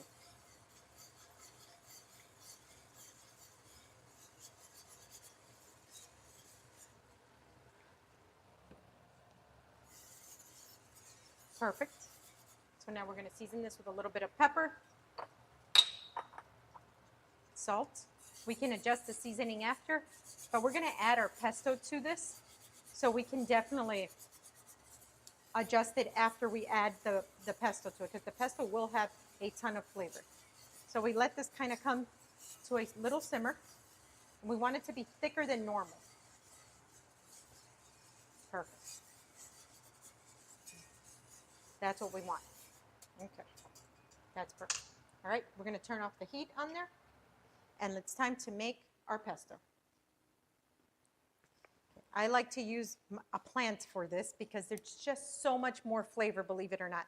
When you're ripping off the basil leaves from this, at this point, it's just basil flavor. Of course, there's nothing wrong with buying a bunch of basil, but that's already been sitting, you know, in your grocery store for a bit. So the longer that it sits, the more dull the flavor gets. This is right off the stem. It's still getting nutrients from the actual pot. So let's try and get as much as we can out of here. Yeah. If I have too much, I'm going to save it. So here we go.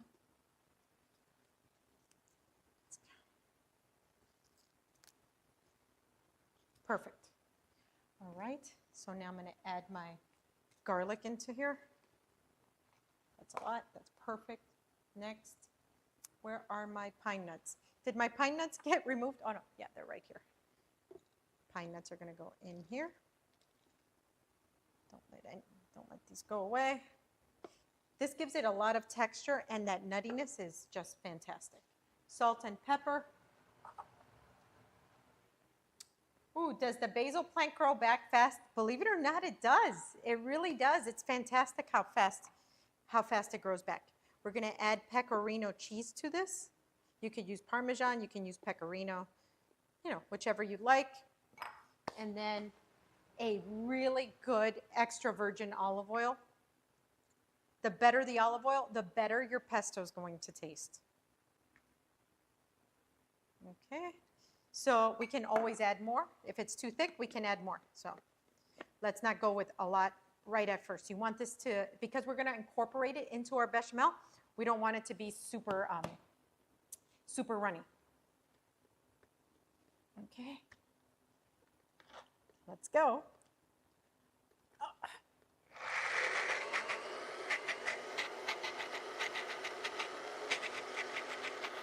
Okay, we'll let that run.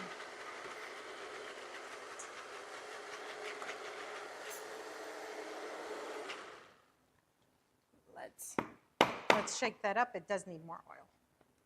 Definitely. Oh, beautiful.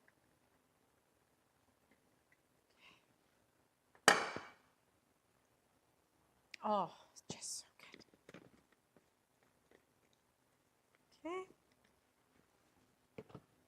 Let's close that up. Let's go again.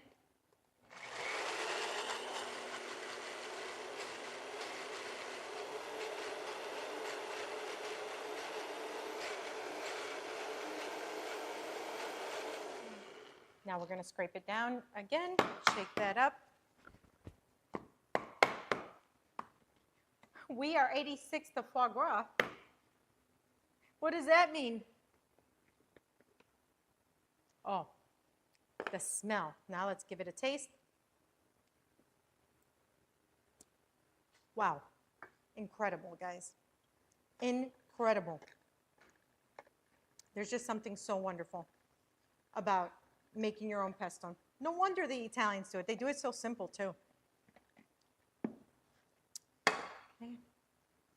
Use a spoon to scrape down all the bits and pieces here and give it one more good blend. I'm going to show up. Can we get overhead so I could show them how vibrant and beautiful this looks? Yeah. We just want to make sure we have an even playing field here. Oh, yeah.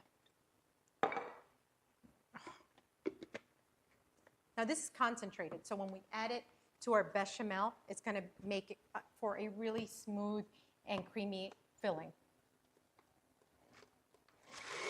Yes. There we go. That's what we wanted.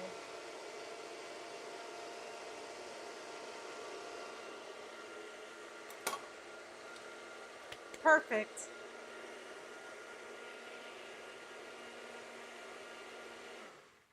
Okay. So here I have also, well, actually I have to clear my pan. Wash time for a second. I have to make, I'm going to wash my pan. Oh, the Burly Earl.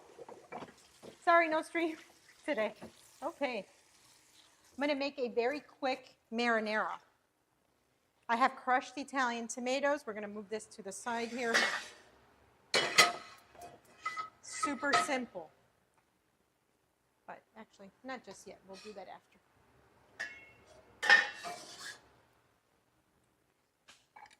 Let's mix together.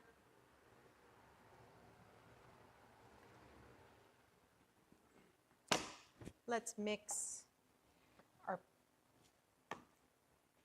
basil pesto bechamel here.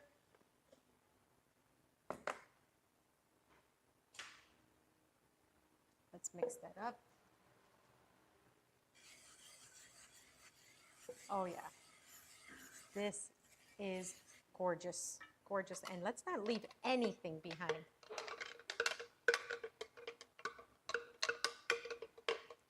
The aroma in here, people, it's too good. Here we're gonna add in about a 1/4 cup of parm. There we go.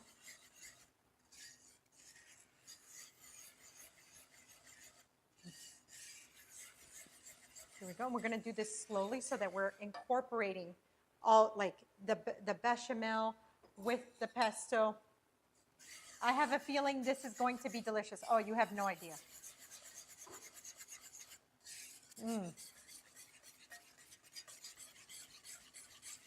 Oh, yeah. Okay, let's give this a try. Oh, yeah. Needs a little salt. Let's add a little bit of crushed red pepper flake as well. Too good. Too good. So when this bakes, the Parmesan is going to make this be like nice and binded as it melts into the sauce. There we go. Gorgeous. Oh, scared me. Oh, thank you so much, HHO Tarot. You resubbed for 2 months. Thank you, thank you, thank you. You're the reason we do this. Thank you. Okay.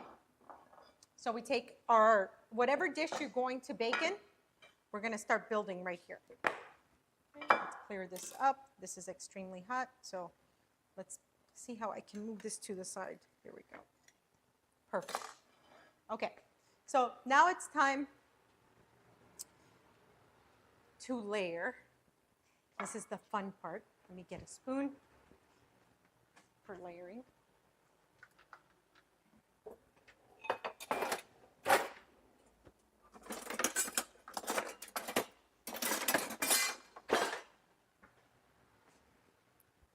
So we take just basically a ladle of this, and this is just to create a bottom, like a bottom moisture layer, but you don't really need to add a lot.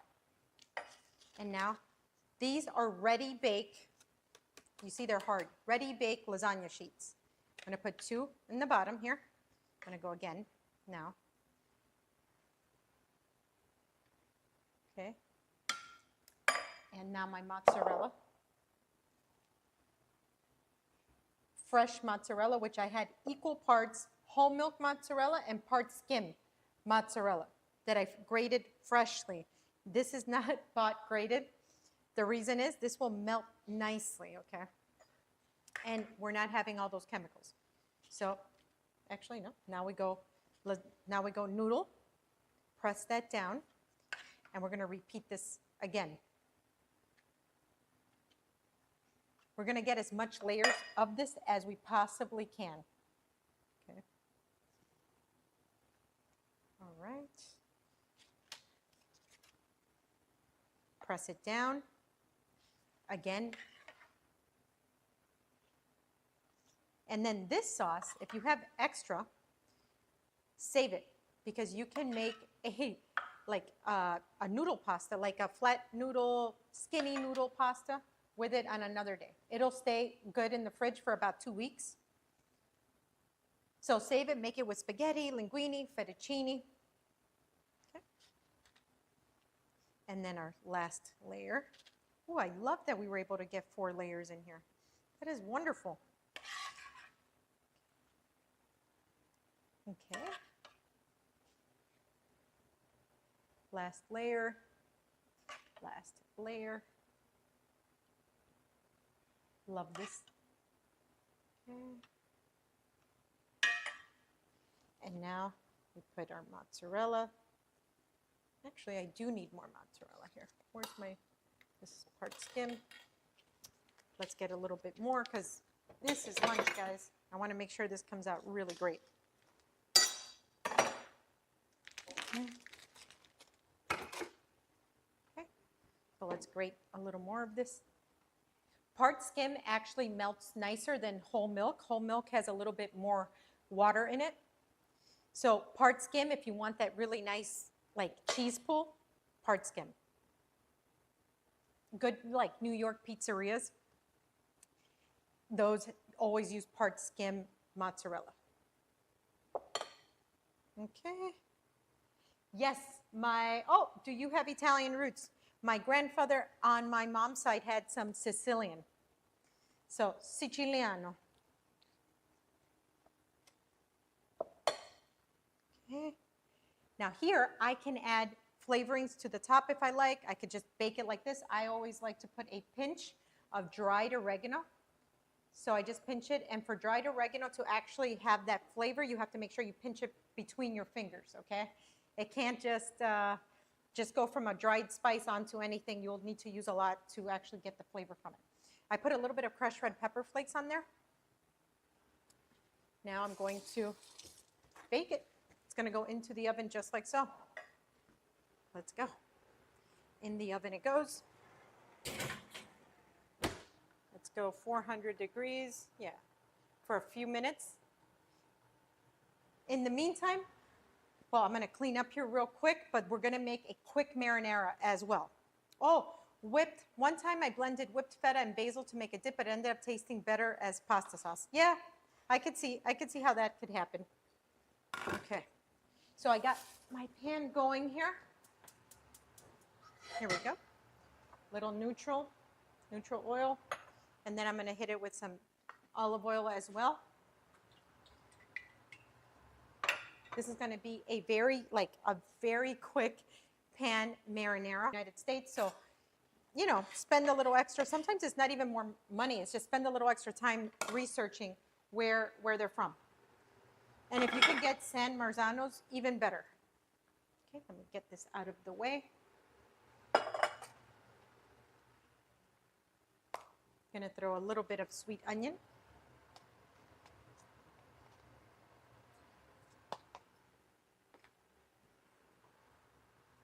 We're going to let that cook for just a bit. Again, we don't want to brown or anything. We just want to make sure they get translucent. Let's put this to the side.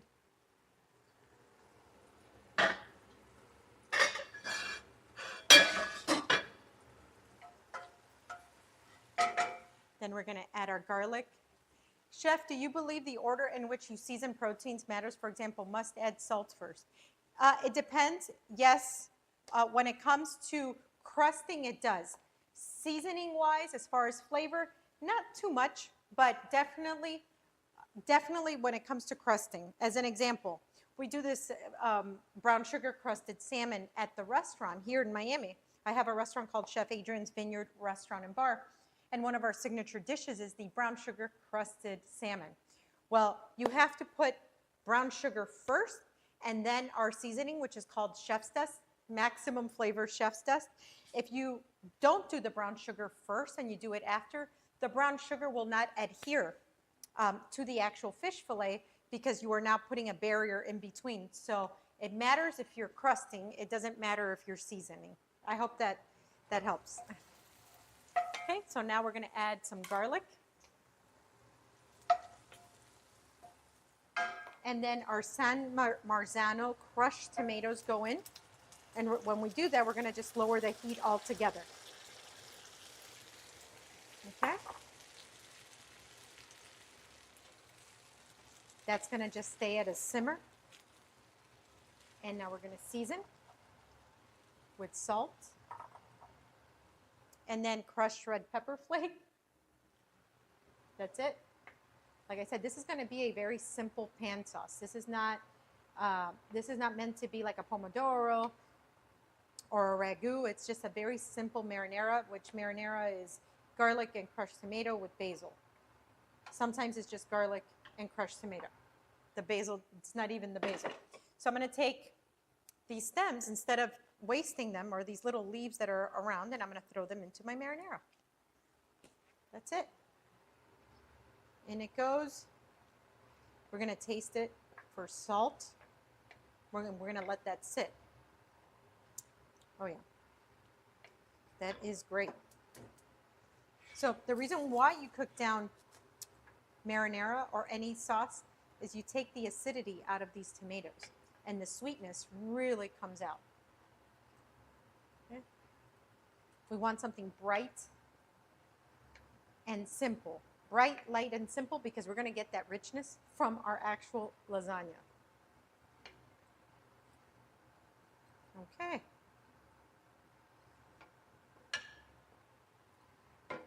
This is that simple, guys. This sauce, magical. You could throw some angel hair pasta in here and some grilled shrimp or something. It'll be extremely delicious. That's it. Turn off the heat. We're going to set that aside. And anyways, producers, you guys let me know. Let me know what's next, because that lasagna has to bake for a little bit before we take it out of the oven. But as far as like the actual recipe, that's it. The lasagna is working. Our sauce is completely done. And in just a little bit, we're going to put it together. But in the meantime, I'm sure these guys have another game for me or something. I'm sure they do. I know how they function. Do you guys? I don't know.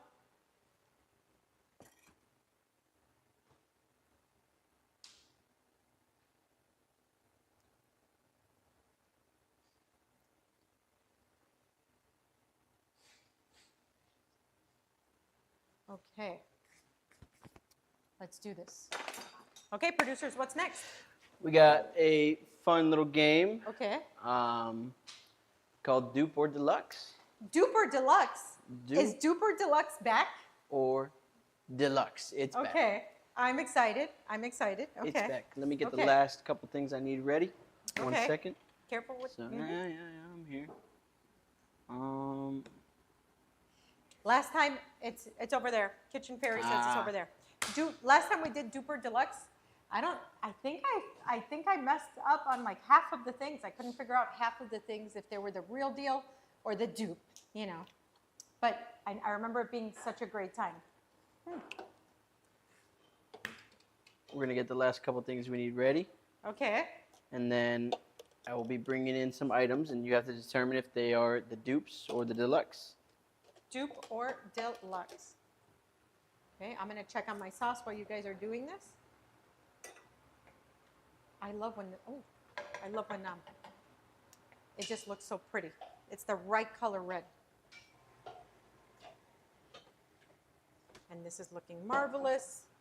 We're looking good, people. We are looking good. I'm excited. Well, let me get this stuff out of the way.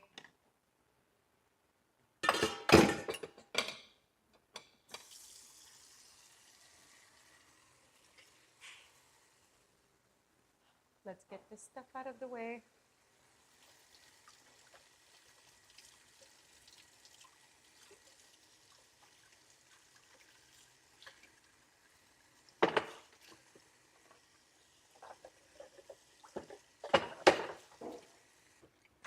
Okay. All right, chat. Do you guys, let me know, do you guys ever play fun games like Dupe or Deluxe or this or that with your friends when they come over? Do you guys have like wine nights and play games like that? If you have a great game in mind that you want to see us play, drop it in the chat. Let us know. But also, remember, if you like this stream, if you have fun coming over to my home kitchen and hanging out with us, please subscribe, share with your friends, follow, like, comment, share. We're here for a good time and a whole lot of deliciousness. And please remember that if you're an Amazon Prime member, you have a free sub, so you don't have to watch ads. Okay. It's Duper Deluxe time. Duper Deluxe. I feel like that's like a serious name. Dupe or Deluxe. Serious. Duper Deluxe.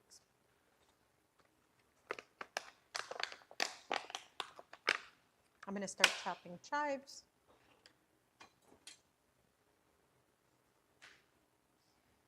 Chopping chives. That's one of the first things that they teach you in culinary school, because you got to chop a lot of chives in the restaurant world. And if they're not thin enough, you got to start all over again. And I remember my instructors would say, here, an entire box of chives. You'd be chopping for hours until your wrist wanted to fall off. You felt every single knuckle in your hand, and you couldn't stop. You had to finish. And if by any chance they started to be imperfect or too big or not uniform, you were starting all over again. Yeah. Chives are a big part of classical, French cooking. Okay.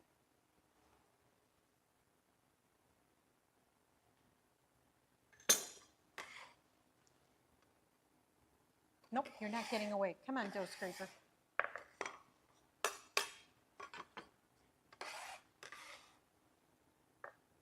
Okay. Chives are set here.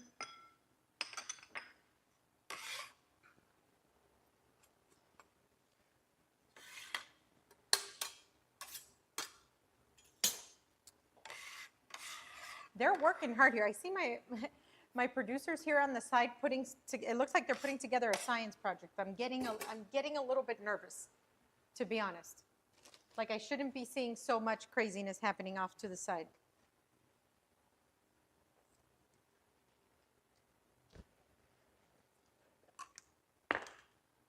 Okay.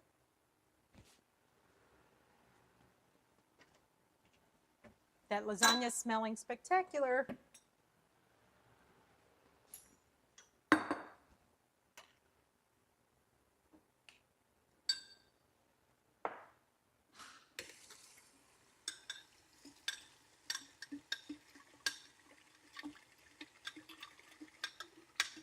So for Duper Deluxe, how many things am I trying? Should I be afraid? We are trying 11 things. Are you ready? I'm ready. I think we're just about ready. The question ready. is, are you ready? Yeah. So, okay. First one up, we will be doing... Wait, Dupe or Deluxe? Okay. First one up, we will be doing Cracker Barrel cheese versus cheddar cheese from Aldi. There's a steep price difference between the two. Cheddar cheese from Aldi.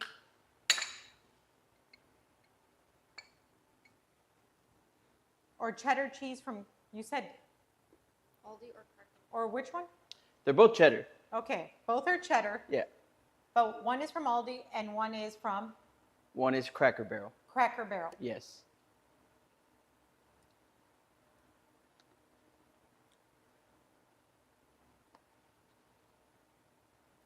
Aldi, Cracker Barrel, Incorrect. the other way. Other way around. Yeah. Is there a dupe on this? Because Yeah, the Dupe. which ones is what's considered the dupe here? The Aldi is actually the Cracker Barrel is 4 times the price of the Aldi. Really? Yes, the sharp yellow cheese or orange cheese, cheddar cheese Okay. is $1 and what's the price on it? $1.80, something like that, as opposed to $1.89 as opposed to the $4 Cracker Barrel cheese.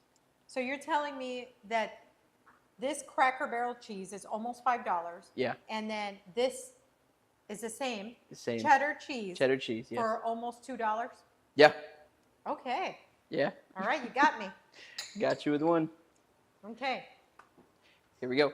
Next one up, we got the classic Lay's chips versus the Aldi Dupe. Aldi versus classic Lay's. Okay. Appearance-wise, very similar. Let's see how they fry.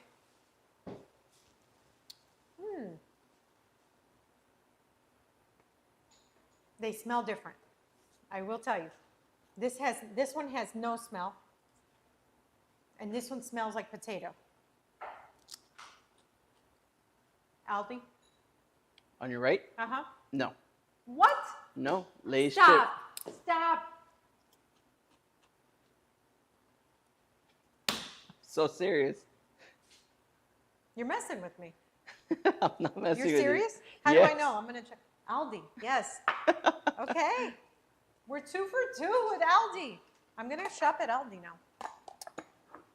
Okay. Huh? You got some chat. chat.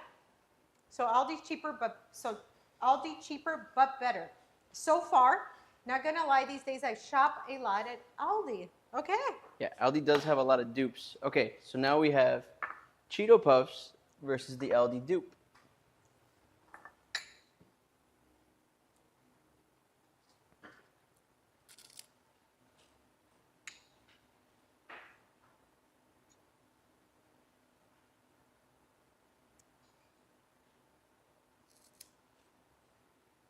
Aldi. Incorrect? Yes, it's Aldi. It Oh, says that one's Aldi? Oh, Yes. my bad. Sorry. That is correct. Okay. Oh, my gosh. This one's obvious. Yeah. Okay. This is like super obvious. It doesn't even taste similar. Not even similar. Not even similar. Okay. Really? Okay, next we have Uncrustables versus an Aldi Dupe. Okay. Okay. Uncrustables. Okay. With an Aldi dupe. Okay. Let's see. I can tell you this is Aldi already by the texture. I don't even have to try it. Yeah. So let's give it a try though. I can tell you the feel, this is a lot denser. The bread itself is denser. This is fluffy. I don't have to try the Uncrustable because it's one of my guilty pleasures. I know this. I know this well. This is their little crust, their signature little crust here is very hard. It doesn't even smell like peanut butter and jelly.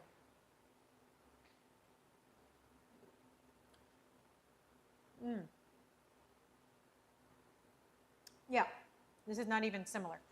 Not even similar? Not even similar. Even the flavor profile's off? Or? Yeah, the flavor profile is not peanut buttery. Mm. They might use a different nut or something. Okay, next one up, Okay. we got Cinnamon Toast Crunch versus the Aldi Dupe Cinnamon Crunch Oh. Squares. Okay, so I haven't had this in years, and I grew Cinnamon up on Cinnamon Toast Crunch. Crunch Squares. This was my elementary school Ready? like breakfast. Here we are. Oh boy. Let's see my memories.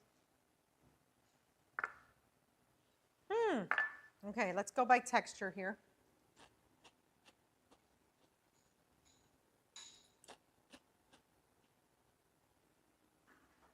This is Cinnamon Toast Crunch. No, I'm wrong again. I said I hadn't had it in years. Wow. Okay. This is a good job. And this one tastes even actually better. Like it's more cinnamon toasty, if that makes any sense. But wow. Okay, this has been the closest one so far. A tight battle. Yeah. Here we go. Next matchup. We have Pop-Tarts versus Aldi's Toaster Tarts.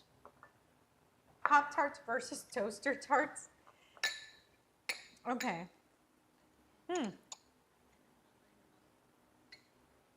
What flavor is this to begin with? Because if you just cinnamon and brown sugar. does anybody ever even have that type of flavor? You guys couldn't be nice to me and get like what happened to a strawberry Pop-Tart?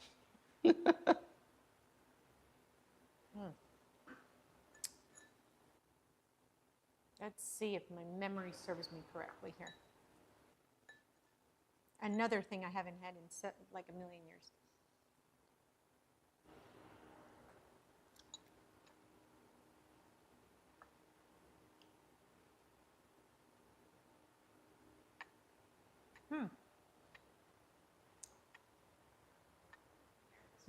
This is very similar. They're both chalky and taste like a cardboard box, both of them equally. But I want to say this is a Pop-Tart. Aldi Pop-Tart. That's the Aldi Toaster Tart. Okay. They're both super the same, but this is not a flavor profile that I ever had. So I have nothing to base it on. Okay. Very similar. In a blind test, you wouldn't know which one's which. Next one up, we have a Ritz peanut butter cracker versus the Target dupe Good and Gather peanut butter cracker. Ah.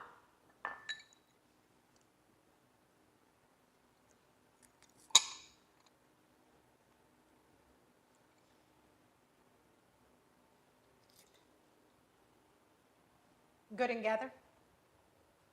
No. Wow. Wow. You are getting You got duped, the whole way through. You are Wow. getting duped, These are, my friend. These are really good. You really? You actually really like them? These are really, so this is Ritz Target's- peanut butter. Target's Good and Gather. And this is Target Good and Gather.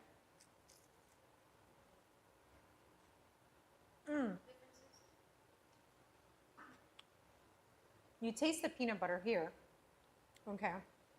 And this one seems a little saltier, but no peanut butter flavor comes through on this one. This one, for some reason, you taste the peanut butter and the butteriness of the cracker.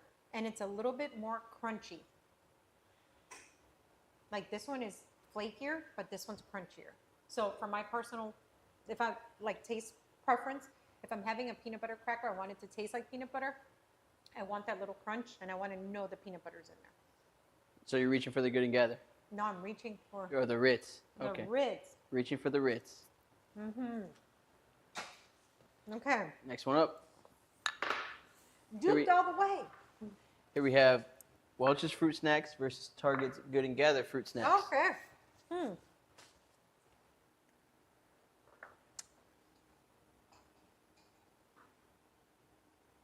So let's try and pick a flavor that would be similar.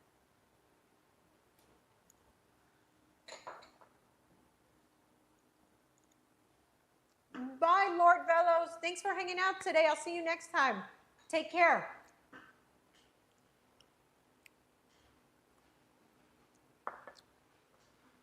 Good and Gather? Welch's. You duped me all the way. You're messing with me. You're messing with me. You're just messing with me. Okay. next one up, Oh, we have a drink for you. These are two different energy drinks. oh boy. One is Celsius, and the other is Aldi's Fizzer. Both equally didn't s- similar in caffeine. I didn't sign off on this. This is not okay. Then, okay.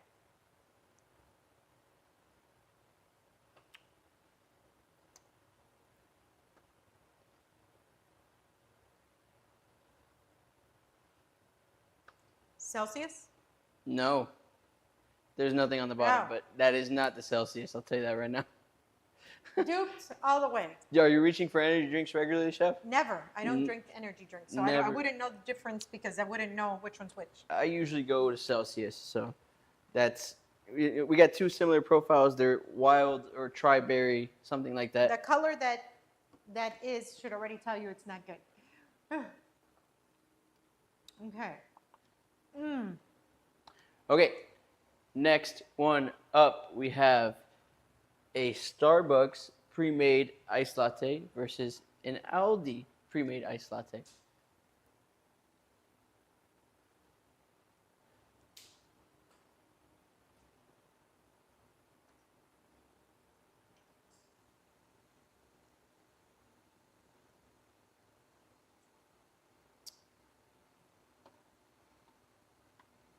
Aldi. Is this Aldi? This one was Aldi. That's Starbucks. You didn't label these, so this is this is cheating. Yeah. This one was Starbucks, for sure. Here we go. Yeah. For the last one, are you ready for this? Okay. We have a $3 Aldi wine and a $12.99 Oyster Bay wine, Sauvignon Blancs. They're both Sauvignon Blancs. Mm-hmm. So you're telling me two Sauvignon Blancs going head to head. One is from Aldi and one is Oyster Bay. One is how much? $3.99. $3.99. So $4 Sauvignon Blanc versus a $13 Sauvignon Blanc. Yeah. Okay, let's go.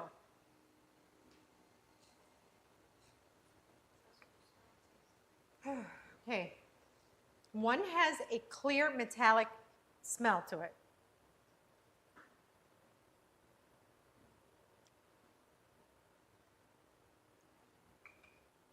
This is the $4 wine. How'd you know?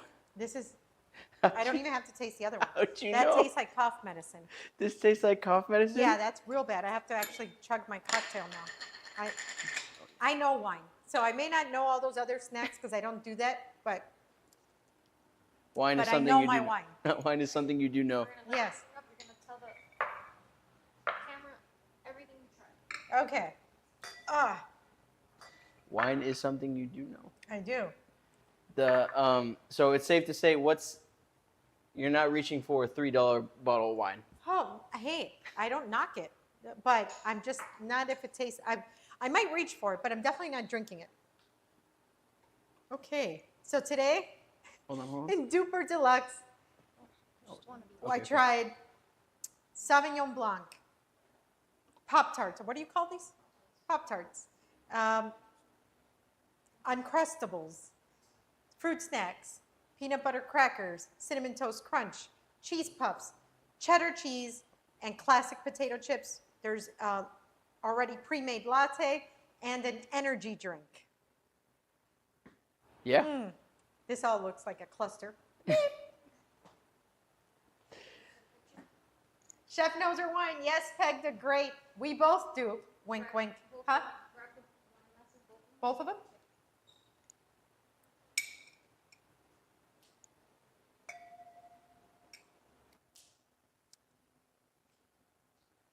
Okay. Oh, steeled. Pop-Tarts are the best. Are they though? Okay, you guys are gonna clear this up? Yep. I'm gonna check on that lasagna. You duped me all the way. Consider myself duped. Aldi, you learned something, Chef. Yeah, It for Might be sure. time to start shopping at Aldi Wait for till some. This looks so good. I looks- already told my other producer friends that when that thing comes out, none for them, all for me. Okay. This looks so good. I'm gonna have these fruit snacks. I did like the Good and Gather's fruit snacks though. Okay. So,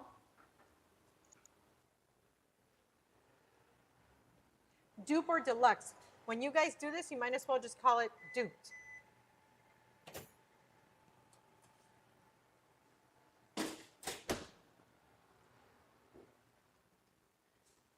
Oh, oh, wow. Actually, I did something pretty. Wow. This is beautiful.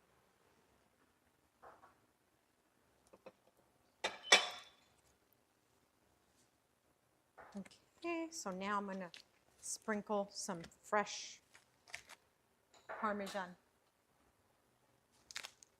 over the top. Yes, that smell, oh boy. That smell is incredible.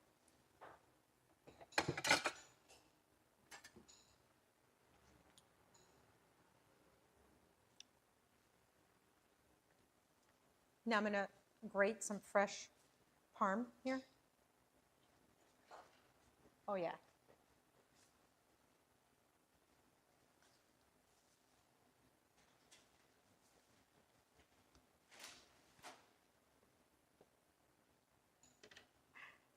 Guys. Who likes fresh parm on their lasagna, pesto lasagna? They got their hands raised over here. Okay. Oh my goodness, yes. Okay, I'm gonna leave some off to the side in case they want some more.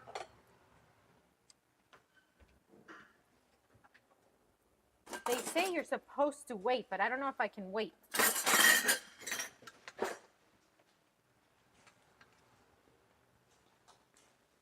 Let's see. Clear this up. I stepped away their protein in that lasagna. There is no protein. The protein is actually the cheese. This is a pesto lasagna. We're serving it with a pan, like a quick pan marinara. The contrast is gorgeous on this. Wait till you see this. Axed face is now following, Chef. Axed face. Axed face, thank you for following. Welcome in. Oh, thank you.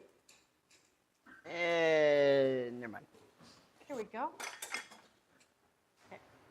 H.H. Otero said, I stepped away. Is there protein in that lasagna? Oh, yeah, I was just answering. Oh, sorry, I didn't hear. So now I'm going to take a little bit of this pan marinara here, just a little bit. Okay. And now, let me get a knife. Let's cut into this. Oh, yeah.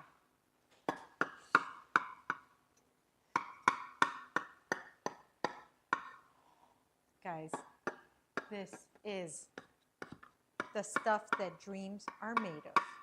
You're cutting through this cheese in here. Yes. So much yes. Okay. Now, let's cut. Let's see. Let's cut through this cheese.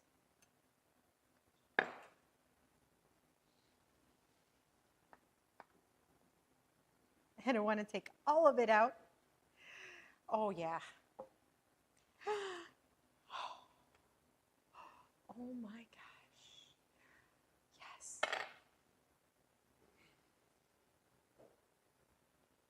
Okay. So now, let's get some of that parm on there. Freshly grated parm over the top.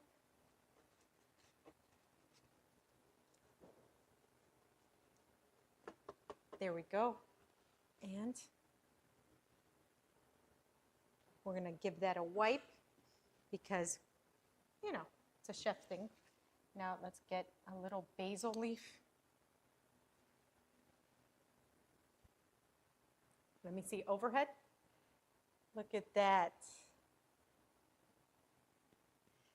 Okay, let's move this to the back here. We're going to give this a try as well. Do we have the recipe up there for the pesto lasagna? Let's clean this up. Is the recipe up in the chat? Here we go. Let's clear this up, and we're gonna give this a try. We have to.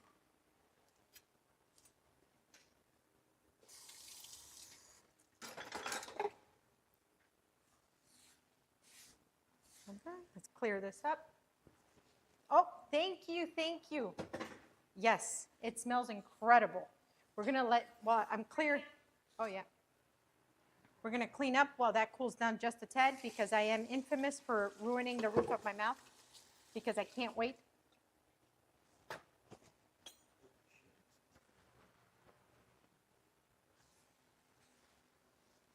Oh, sorry. Okay. Let's give this a try. Slappy Wayne says, okay, chef, looks great. Thank you, Slappy Wayne. Thank you. Okay. So now, let's cut into this. So we have cheesy goodness and this basil, the basil pesto with this rustic, quick marinara. The contrast is beautiful. Let's go.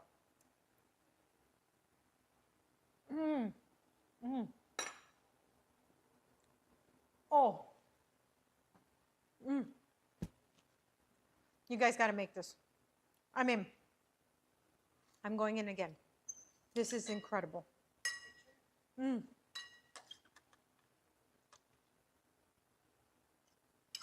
Oh. One more time.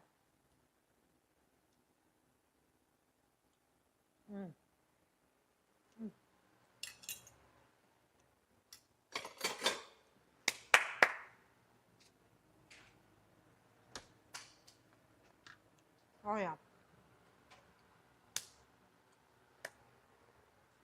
It's almost challenge time, isn't it? You're like, yes, no, it it is. Okay. Is it something that I should be nervous about? I wouldn't say nervous. Yeah. Just we're going to have some fun with it. Okay. Let's have some fun with it. And let's clear up here. We're going to clear up as we get ready for the challenge. Okay.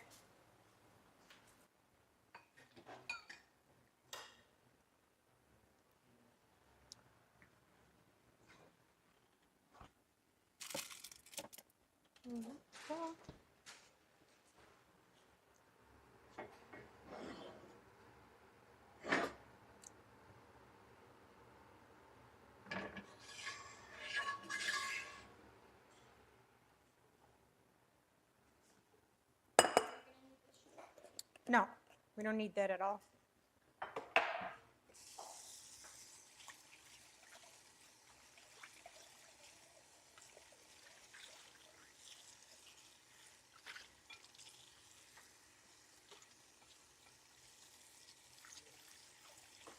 Uh-huh. Nope. What you guys did to me today was not kosher. That was not fun. No.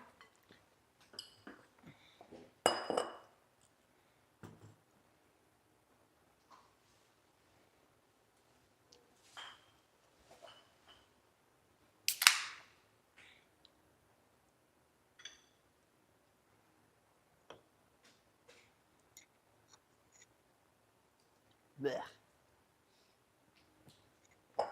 I just tried that the LD fizzer off stream. Yes. That was not fun. That was not fun. Okay, guys, if you've made it this far, we appreciate you sticking around. We always, if you're new to the stream, we always like to end with a challenge. We always like to end our streams with a challenge. Sometimes it's a cooking challenge, solo to chef. Sometimes we get involved. If you're new to the stream and you don't know me, my name is Mikey. I'm somewhat of a culinary genius in training. Wow. You know, self-proclaimed, of course. but nevertheless, I do attempt to cook sometimes. Attempt is the big, is the big kicker there. I don't really succeed often, but that being said, I still attempt. So we are going to be doing a challenge today, me and Chef, as she gets prepared. We'll kind of bog down what the details of the challenge are. If you've been in the stream before, you've probably recognized the challenge. We've done it before, but we want to, I think we did it a little bit too easy last time. I always want to up the stakes here on this stream, and we like to do that in various fun ways. You guys have no idea what actually goes into this. Like another producer over here, Victoria. We go back home after the stream. We dissect what's up with the stream. We say, okay, how do we make that better? How do we make that better? How do we make that better? How do we make this better? And really just hone in on challenges that are more challenging, games that are more fun. How do we ruin Adri's life? Yes. How do we ruin Adrian's life every single day? But you keep coming back for more. You Yeah. must be some kind of Masochist? Yes. yeah, some kind of masochist for sure. But still, we have fun here, and it's because of you guys that we have so much fun. You guys really are the driving factor for why we do what we do. We do it for you guys, and that's that really. We like to have fun and do stuff here. So I had all. Oh yeah, here we go. We're ready. we're ready.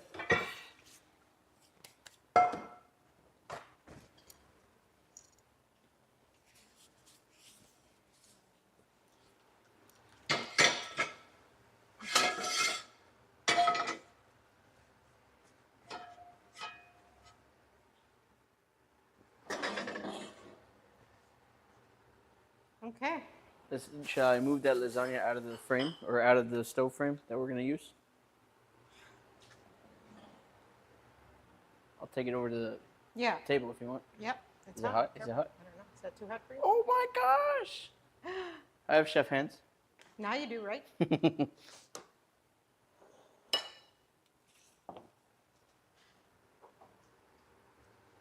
Okay. Okay. So Whenever you're ready, where's come the over here. where's the chicken? Ooh, we'll bring the chicken back. So, you ready, chef? I'm ready. Today we are playing our fun game, Chain Together. All right. If you guys don't know what Chain Together is, Chain Together was a widely popular game that was very, very popular, and is still very popular to this day, where a team of two people have to work together to do an obstacle course. It's a video game where two people work together to do an obstacle course. We have taken that idea, and we are now implementing it into our cooking stream. So in this challenge, me and Chef Adrian will be chained together and attempt to make a gourmet style dish. What are we making today? Let's use one of these pieces of chicken. Yeah, we'll use this. Okay, let's remove this chicken out of here first. We're going to do the chicken breast.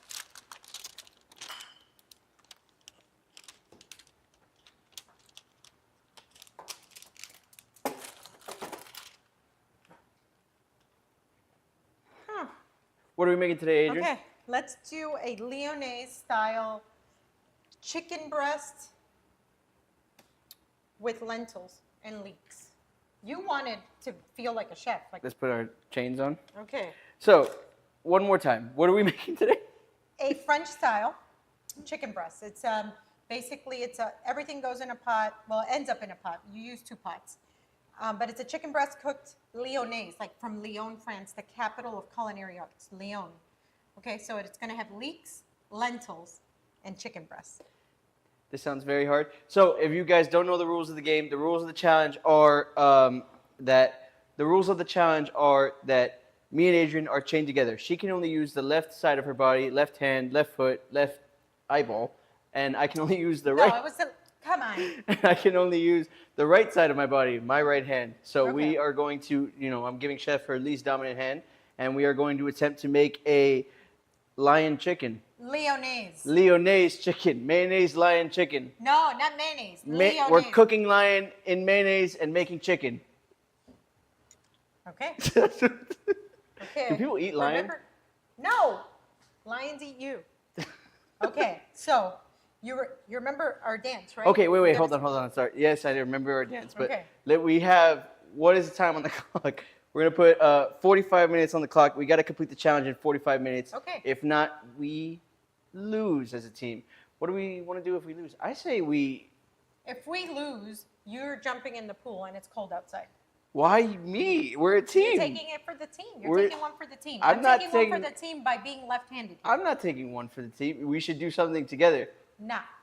Okay, how about this? Since we are going to be doing a lot of dancing around, if we lose the challenge, Whoever loses has to take a shot. if Yeah, it but was we're together. if it was Friday, maybe. Yeah. But if we lose the challenge, I say since we're going to be doing a lot of dancing, I say we actually have to dance. Oh boy.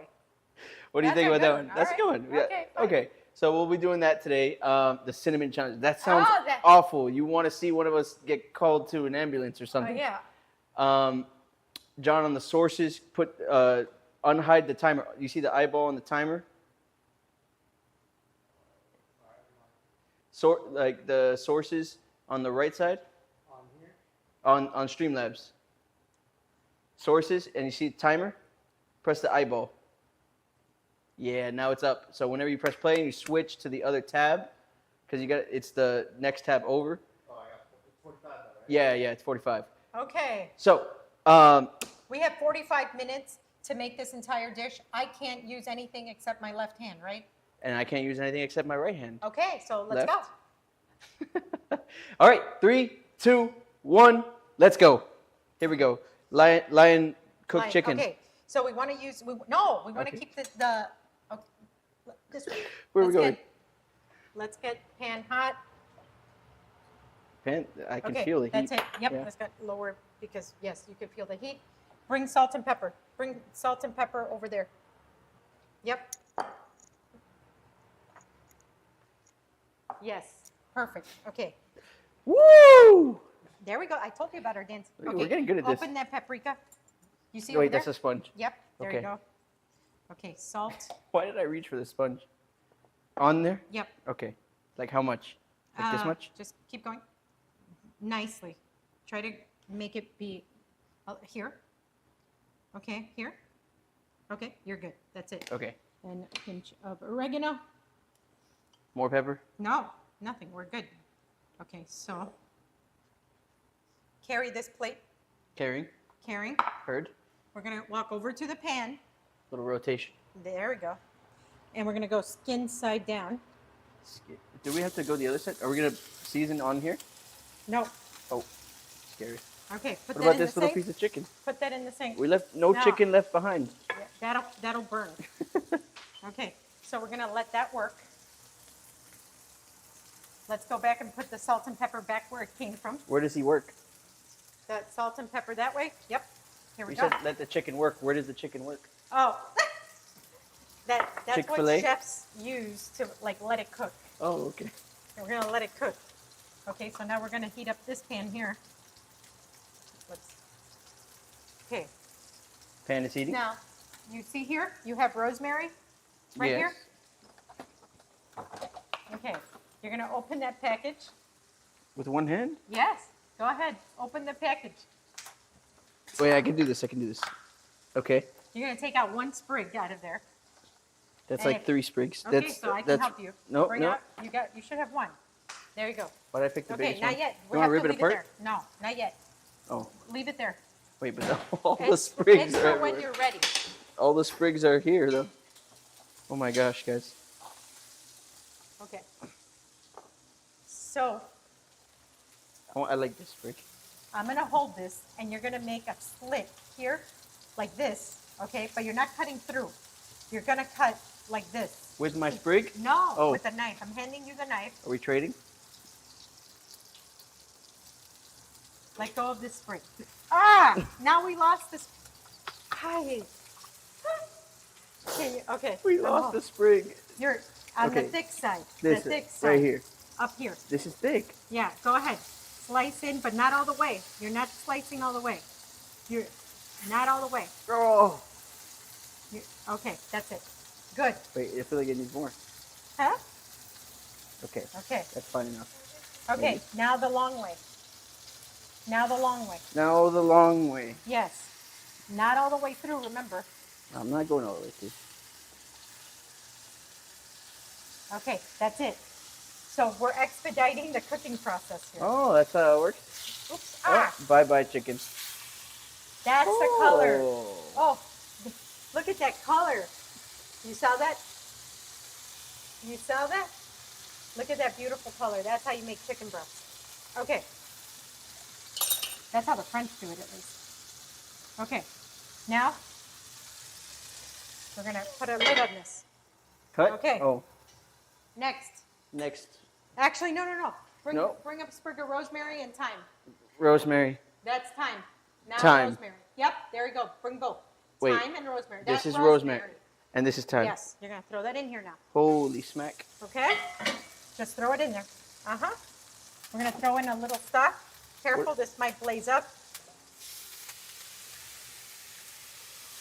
You see that? What did we just throw in there? Chicken stock. Chicken stock.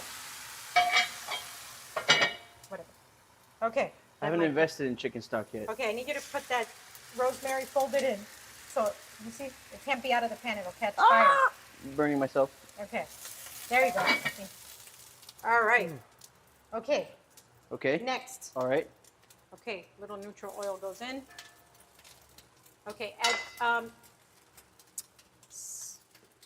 celery. Is that celery? That doesn't look like celery. Get those carrots over there. Wapa.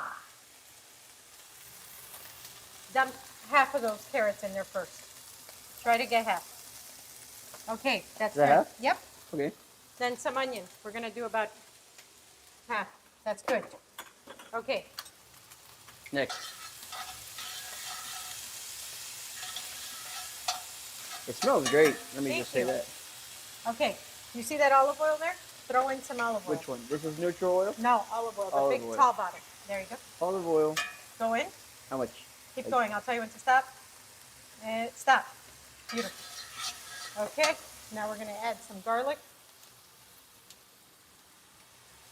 It's good communication, chef. Thank you. Now You you're think- going to get some oregano. Time. Oregano over there. Sorry, the dried Oh. oregano. There you go. You're going to hold it there. I'm going to pinch. You think chefs are good communicators? No, because we do things fast in our head. So we don't. We don't communicate at all. Oh. Uh-huh. The more you So know. then, The more now I know. you see those lentils that are behind you? If I can reach them. Yep. Oh, I can reach them. Let's do this. Oh. Okay, you're going to put that in here. Not all of them. About half. Okay, hold on. Oh! He's tossing a glass bowl.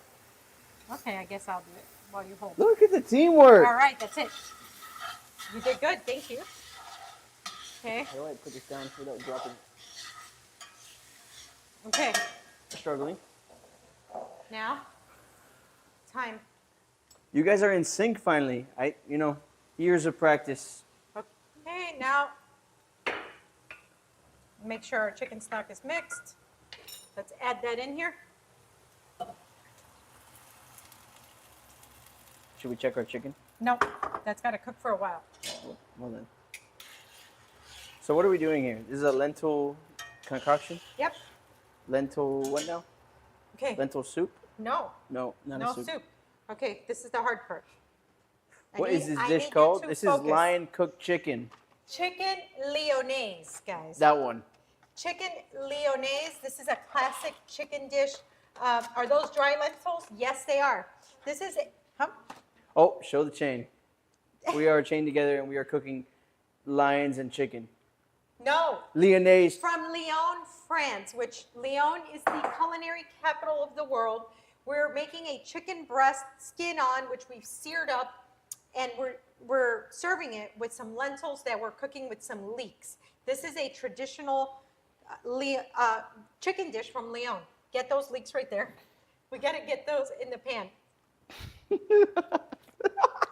Wait, that actually hit me. Oh my gosh. I meant to.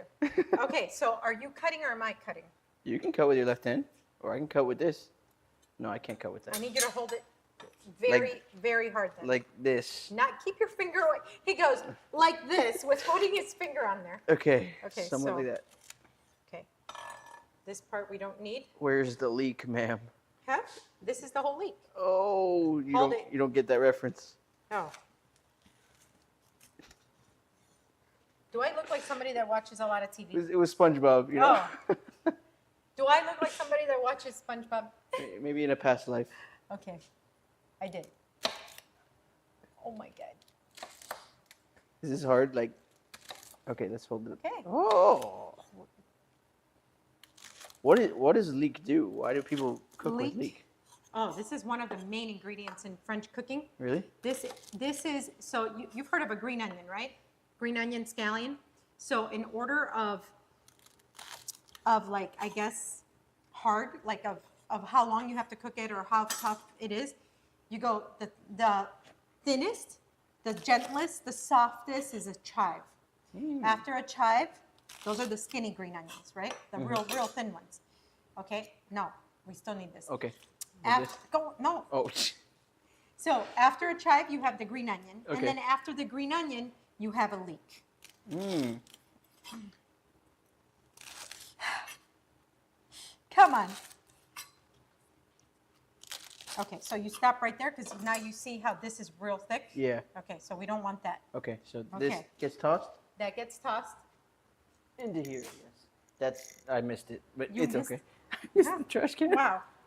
Okay, so here, lentils cook super fast. So we just want to make sure that we don't overwater them. You can add stock as we go, but you don't want to add too much. The lentils are jumping. Yeah, like chat. Okay. Are those dry? Yeah, they are. Oh, wow. Frying celery. I never knew that that was a thing. Yes. So let's talk about celery real fast. So in cooking, whatever the foundation for most dishes in classic French cooking, or even, you know, Italian and everything, the European kitchen, you have what they call mirepoix. Mirepoix is carrots, celery, and onion, and you will see that in like as the blueprint for almost all recipes, all sauces, all main roast dishes, all of it. So you will always see celery in there all the time. All right, let's try whatever I don't get, you get. Oh, I can do that. That's gonna go into. Okay, I missed most of it. go. Ta-da! Yep. Okay, let's go. What about the leek butt? The leaky butt. So this is gonna cook down here. Oh yeah, this is so delicious. I like to make this. We make this sometimes at the restaurant with salmon. So if you don't want to eat a piece of chicken breast or any piece of chicken, we could have done the chicken thigh with the little drum on the side and everything, which makes a beautiful dish. I wanted to go with the breast because I wanted you guys to see that nice skin on the top. No, wait. No.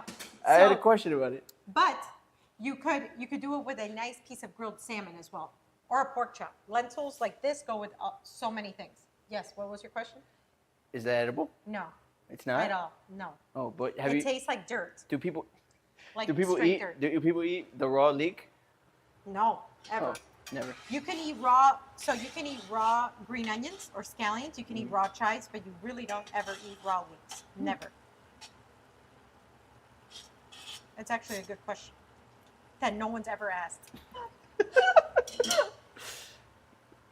This is working nicely. I consider myself a culinary Ooh, scholar. this is too hot. No, don't touch that. Look at that. Ooh. So, now we're gonna raise that heat.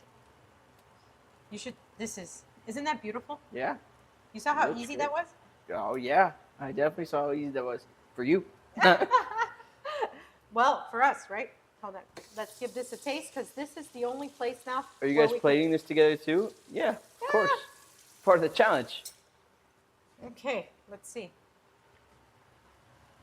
Let's see where we're at here.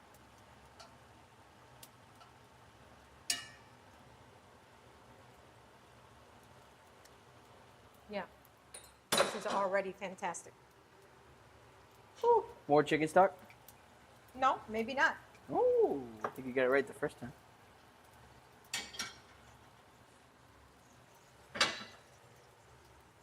It's very interesting to see how you can, through cooking, how you can get it right the first time or not. Okay, lid goes back on. Our chicken's actually almost fully cooked. You're gonna see what we're gonna do next. This is crazy. Okay, This looks Dijon very- mustard, This looks very comforting. What spice would you recommend putting in this to make it spicy, crushed red pepper flakes. But now that you mentioned spicy, this is gonna be a little. It's gonna get a little kick from Dijon mustard.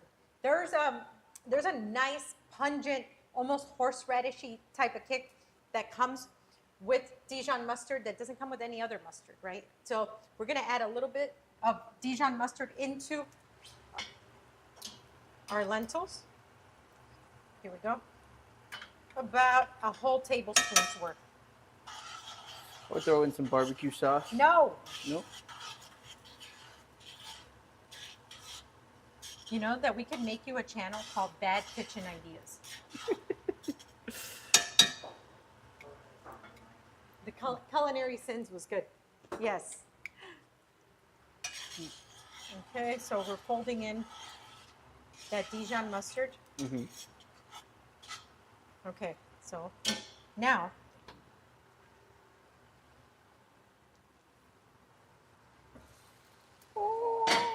you are going to, do not disappoint. No, Do not disappoint. Yes. First thing I do, disappoint. point. Let's fold in some butter. Now, some butter here for viscosity is going to go in. It's a lot of butter. Oh, yeah. It's the French. They know what's up. Have you ever had French butter? Yes, I'm a fan. Have you? Once upon a time. Okay, we're going to, this is called beurre monté, which means Mount butter. So there's bears and lions in this? Beurre, not bear, beurre. Brr. Beurre monté. Somebody throw in that clip of Gucci Mane saying brr. Okay, you're going to put this chicken right here. Use the tongs.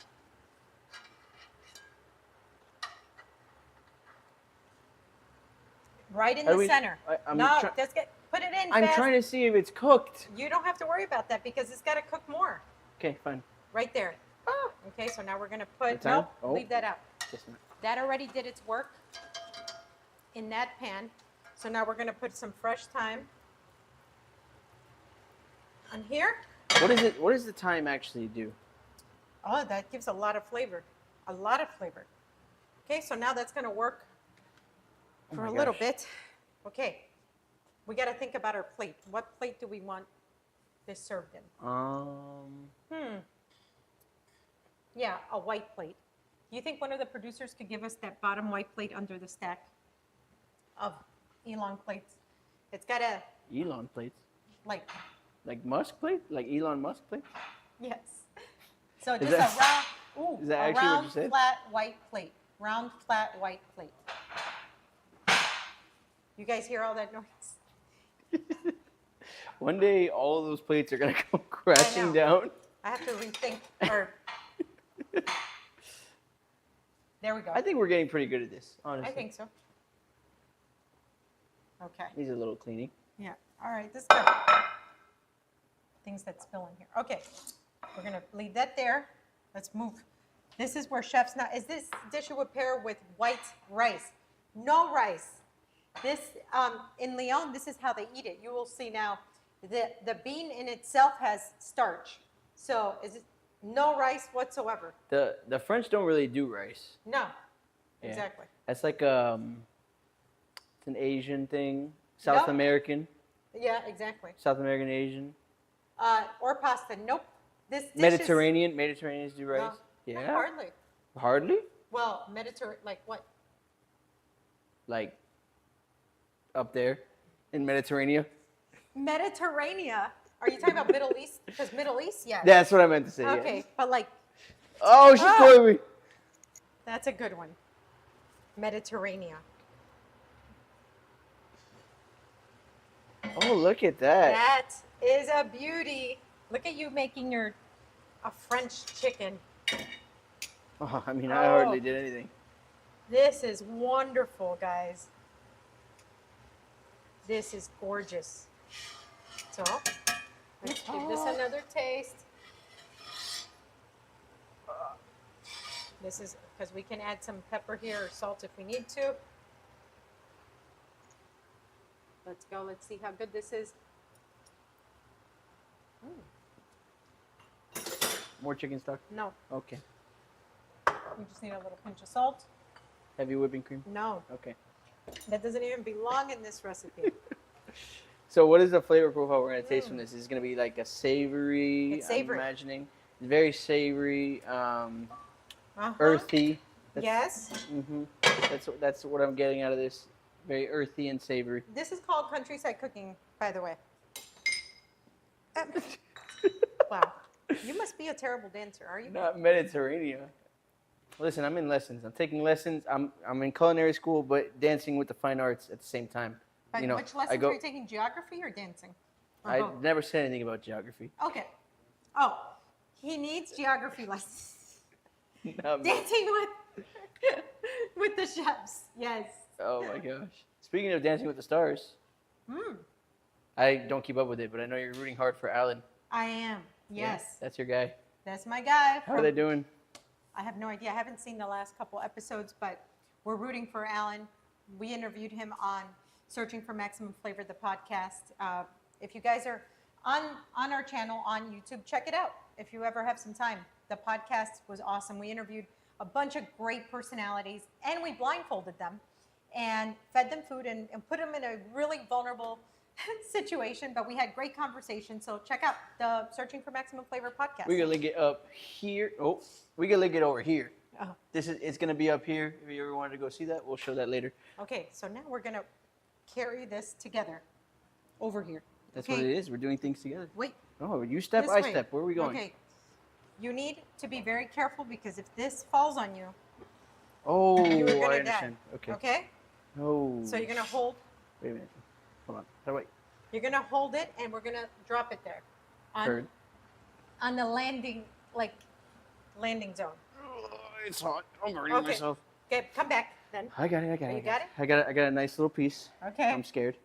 here we go. Landing zone. Landing zone. Okay, we did it. Hold it. Thank Hey. you. Look how beautiful. Whoo! This looks like this is a thing. It smells fantastic. I Okay, will say that. How are we plating this? I'm gonna put a spoon here, so I'm not gonna waste this whole. I'm gonna dig into Calm the down. chicken. Stop. No, no, tongs. Look at this. He's ruining the. I'm here trying to plate this. I was gonna tell you to spoon the rest of this in here. Stop. Hold I'm it. ready. I'm holding. No, now you're gonna hold it. I'm now holding. You're gonna stay holding until I'm I done. am holding. Okay, stay there because I didn't say to lift the chicken. Okay, so we're gonna spoon this lentil magic here. Now you're gonna place that chicken Right right on in the top. center. Right, exactly. Right Like on top. Right on This? top. Like this? Go ahead. Or like this? Or like this? Get that enormous spatula out of here. In the sink. In the sink. Yes. Spatula. Okay. So let's make sure it's around. Here we go. I'm Okay. helping. Now, wait, pause. Pausing. Get a sprig of thyme, not rosemary. Thyme. Thyme. The other one. Oh. No, too small. We're gonna. That's why I got two. No. Dude, they're all small. There we go. See, this is good. Okay. Oh. Like this. Here we go. And then like this. That's too much. Okay. And there we go. Hey, That's a good picture of you guys. Four people who hate Let's hold with your change. like this. wait. Oh, wait. Look at the time. Put the. No, the time. It's, Okay. uh, The tweezers, exactly. Okay. Hey, what? 22 minutes 22 left. on the clock. We made a classic French dish from scratch. Did you see this? I did. I was witness. I was Okay. right here with you. I was more dragged along, but I was here with you. Okay. Uh, Guys, if I made this in culinary school, this would be a big deal in culinary school. But also, this is a great dish to make for this time of year. It's comforting. It's super healthy. You get the protein from the chicken breast, but you get all the goodness from lentils. Lentils are one of the most nutritious beans, period. You've got vegetables in there, carrots, celery, everything, okay? And it's abundantly delicious. Are you ready to give this a try? Yes, Okay, I think I let am. me get a fork. I think I could unchain myself. The work is done. We still gotta say chained. You gotta cha- Okay. She's Houdini. Yes, I'm out. I'm out. Oh, Impressive. la magnificent. Okay, let's try this. Let's try this. Are you gonna stay chained? for Of fun? course. Okay, let's go. Well, you know, I do this in my free time. I bet. Ready? 1, 2.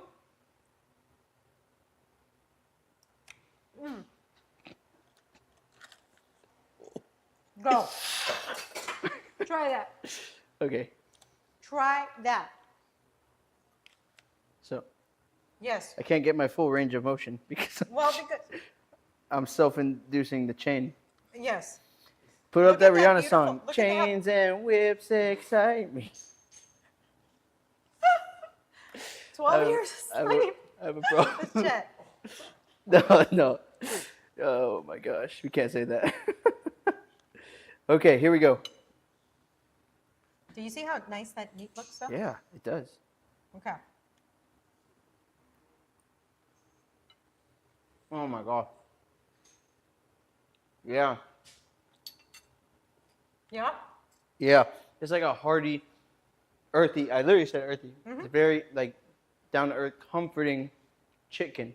I could have used a little bit of lemon zest, but I don't think Lemon zest.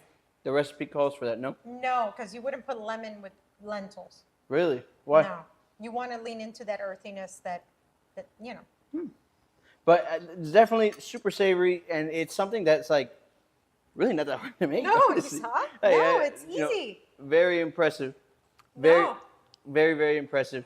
So, guys, if you ever wanted to go home and you had a rainy day and you wanted to cook something up, cook up the lion baked chicken Lion with baked- mayonnaise. With he's like the worst. No, make this not chained to somebody else.